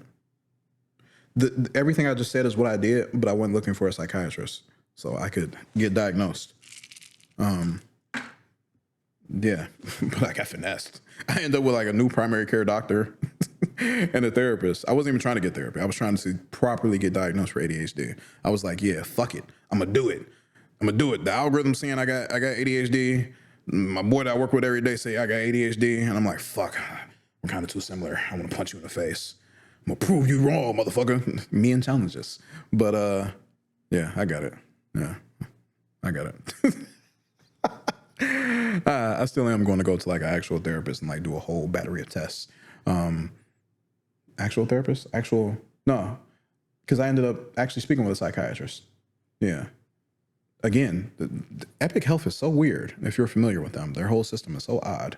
Because I thought I was going to still like be messing with Henry Ford, but going through my insurance, I ended up in a different hospital system because they're all just businesses, right? I think that is so stupid. They should be ran by the government, owned by the states at a higher percentage, and be thoroughly for the people, all one big system, right? That way, if you hack a hospital, we're gonna send the Marines to blow up your house, right? You want to use AI to hack a hospital? We're gonna blow your shit up. We're over in r/am I the asshole with a post by your_fave_skim. Am I the asshole for rejecting the guy everyone knows has issues? I know this guy. Let's call him Chris from school. We started being friends about a year ago. My best guy friend, we'll call him Matt, who at the time was friends with Chris, introduced us. He seemed like a nice guy, so I was friendly to him. Keep in mind, he has severe PTSD from a car crash that's severely ripped up areas around his eye. ADHD, trauma, trust issues, anger issues, and narcissism. That's why I'm reading the story. He had no friends except this one guy who we'll call Ron. And Matt. Ron is the actual nice guy. So at the beginning of our friendship, Chris was fine, but he was very rude to everyone except me. Fast forward about a month, and all he wanted to talk about was himself and always putting himself over me. around January, I decided to give him my phone number, and that's where everything started to go wrong. He kept calling me around midnight when I was sleeping, and the next day texted me about missing his calls and was being very rude about it. Although I explained why I was missing them. It was midnight. He also constantly called me every day about homework advice, even when I gave a valid reason why I can't, e.g., I have dance, I'm eating, I'm in the car. He would still be persistent. And of course, homework advice was basically me doing his homework. And even during class, he copied off me in important exams. Bro, you trying to get us expelled? One day in February, he texted me with the usual, "Can you call?" I had already called him earlier, but hung up because I was late to dance. I told him, "Sorry, I can't," which was an excuse because I just didn't want to call him. Now, I don't know how to copy and paste text conversations, so I'll just type it out from the beginning. Chris says, "Hey, can you call right now?" Me, "No, I can't. I'm sorry." Chris, "But you promised." Me, "Sorry." This bickering goes on for 10 more text messages. Then Chris says, "Fine, I'll just text you it." Me, "Thank you." Chris, "I like you." Me, What? What? Since when?" Chris, "Ever since Matt introduced us. I didn't tell you because I was scared of rejection." Do you like me back? Me, I don't know. After this, I agreed to tell him the next day, but I started ignoring him, and he keeps stealing from me. It starts being very annoying and makes snide remarks about me. However, I never acknowledge his presence anymore because he's becoming really toxic. I had stalled all this time, but on the second to last day of school, he finally asked me, "Hey, do you like me, or do you even want to be friends?" I panicked, but realized it was time to tell him the truth and said, "No, I have never liked you, and I have long since realized you are so toxic, and I don't want to continue our friendship." He had a shocked look on his face from being rejected and seriously said, "Well, this is about my scar, isn't it? You discriminate me because of my scar? Anyways, I was dared to tell you, and you are not nearly good enough for me. This is why all your friends hate you, including me." I was shocked, but just said, "Just to let you know, I've hated you since March." Then walked away. Anyways, I'm wondering, would I be the asshole if I ignore him next year? Thank you for reading my long story. Edit to add. A lot of people are confused, so I'm going to clear it up. The reason I kept stalling the question was because he guilt tripped me. I feel bad about it, though. Teenagers, you're not the asshole. Not at all. It's the reason why he doesn't have any friends, and you should have stopped being friends with him when Matt introduced y'all. No, and don't let this guy try to start any rumors about you, right? That you may have been loose, or you gave it up, or you cheated on him. Y'all was in a relationship on the low. No, don't do any of that. Don't tell all your friends. All your friends. Show them the text messages. Don't hide shit. All right? Oof. Top comment by, I'm not going to read your username. No. Ugh. What's wrong with you, man? Ugh. Hold on. That was best comment. Let me see the top comment. Let me get this loaded up. Or is it not loading? Ew, it's not loading. And it's still the top comment. Nope, not reading that. NYVN says, block him and move on. And OP says, I already have in March. Yeah, that's what I'm talking about, OP. Don't take no bullshit from no weird loser with a bunch of problems. You're a kid. You're and you got you've made 50 comments. Good Lord. A financial ad 73.95 says, not the asshole and great job. A lot of people agree out of fear, but you rejected him, and that's awesome. Also, it's pretty clear he was just insecure, and that's why he had to shit on you. Lol. And OP says, thank you. Ooh, a Sugar Mama 76, I think has the comment. Keep this in mind for the rest of your life. You do not owe anyone romantic attention. Read that again. Let it sink in. If you are attracted to someone or don't like their behavior, if you aren't attracted to someone or don't like their behavior, then nope out. Nope. You don't have to be friends. You don't have to keep in touch if you don't want to. This does not make you a bad person because it's okay to spend your time and attention on people you genuinely like. This guy was already showing that he wanted to be in control of your time, calling you while you sleep, was trying to get you to submit to his needs over your own. And that is a massive red flag. So not the asshole for the way you handle it, not the asshole for not wanting to date him. He was being a jerk to you and you said no. Well done. Sugar Mama on points. On points. Dead Heart replies to that. And OP says, thank you for the reply. So hopefully they saw Sugar Mama's comment. You also don't owe anyone friendship. This is a lesson a lot of people don't learn right away. Even if you feel sorry for someone, you don't have to be their friend. You don't have to talk to people unless you want to or when you want to. You don't need an excuse to not interact with someone, even if they are your friend. Being asleep, doing another activity, just not being in the mood to respond or interact are all valid. I don't want to text right now. It's a valid feeling. I got so many people in my life who like to try and guilt trip me. And like being 31, it's like, yo, I just call them out on it. No, don't. It's unacceptable. No, don't. And it's like baked into their personality. It's baked into their personality. They got excuses. I'm not here for it. So I just call them out on it. Right. And they kind of try to like skate and maneuver around it. But hold people accountable consistently. Right. Make them feel bad for their shitty actions. And sometimes unintentionally people guilt trip. Like I said, it's built into their personality. They get it from their parents. I really know this. No more extra information. I'm not going to give you all more personal info because,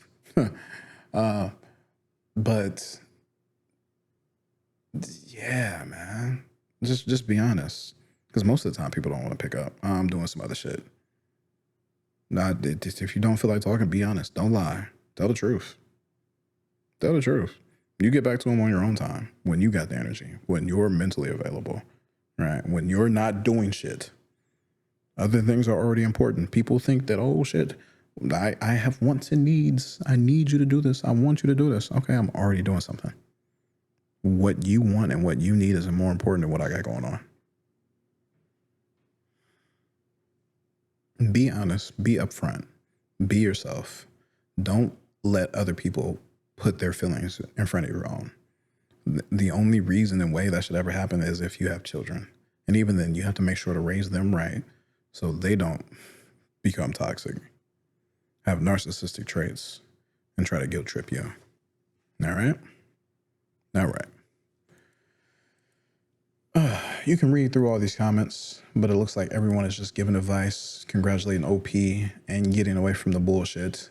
So we're going to read just one more and call it a day because OP is here like 50 times just saying thank you, thank you, thank you, thank you. Again, OP's username is your_favorite_skim. But this comment that calls out to me that they say thank you for is by a deleted user. When he started spamming you with calls and texts, you should have put it to a stop then.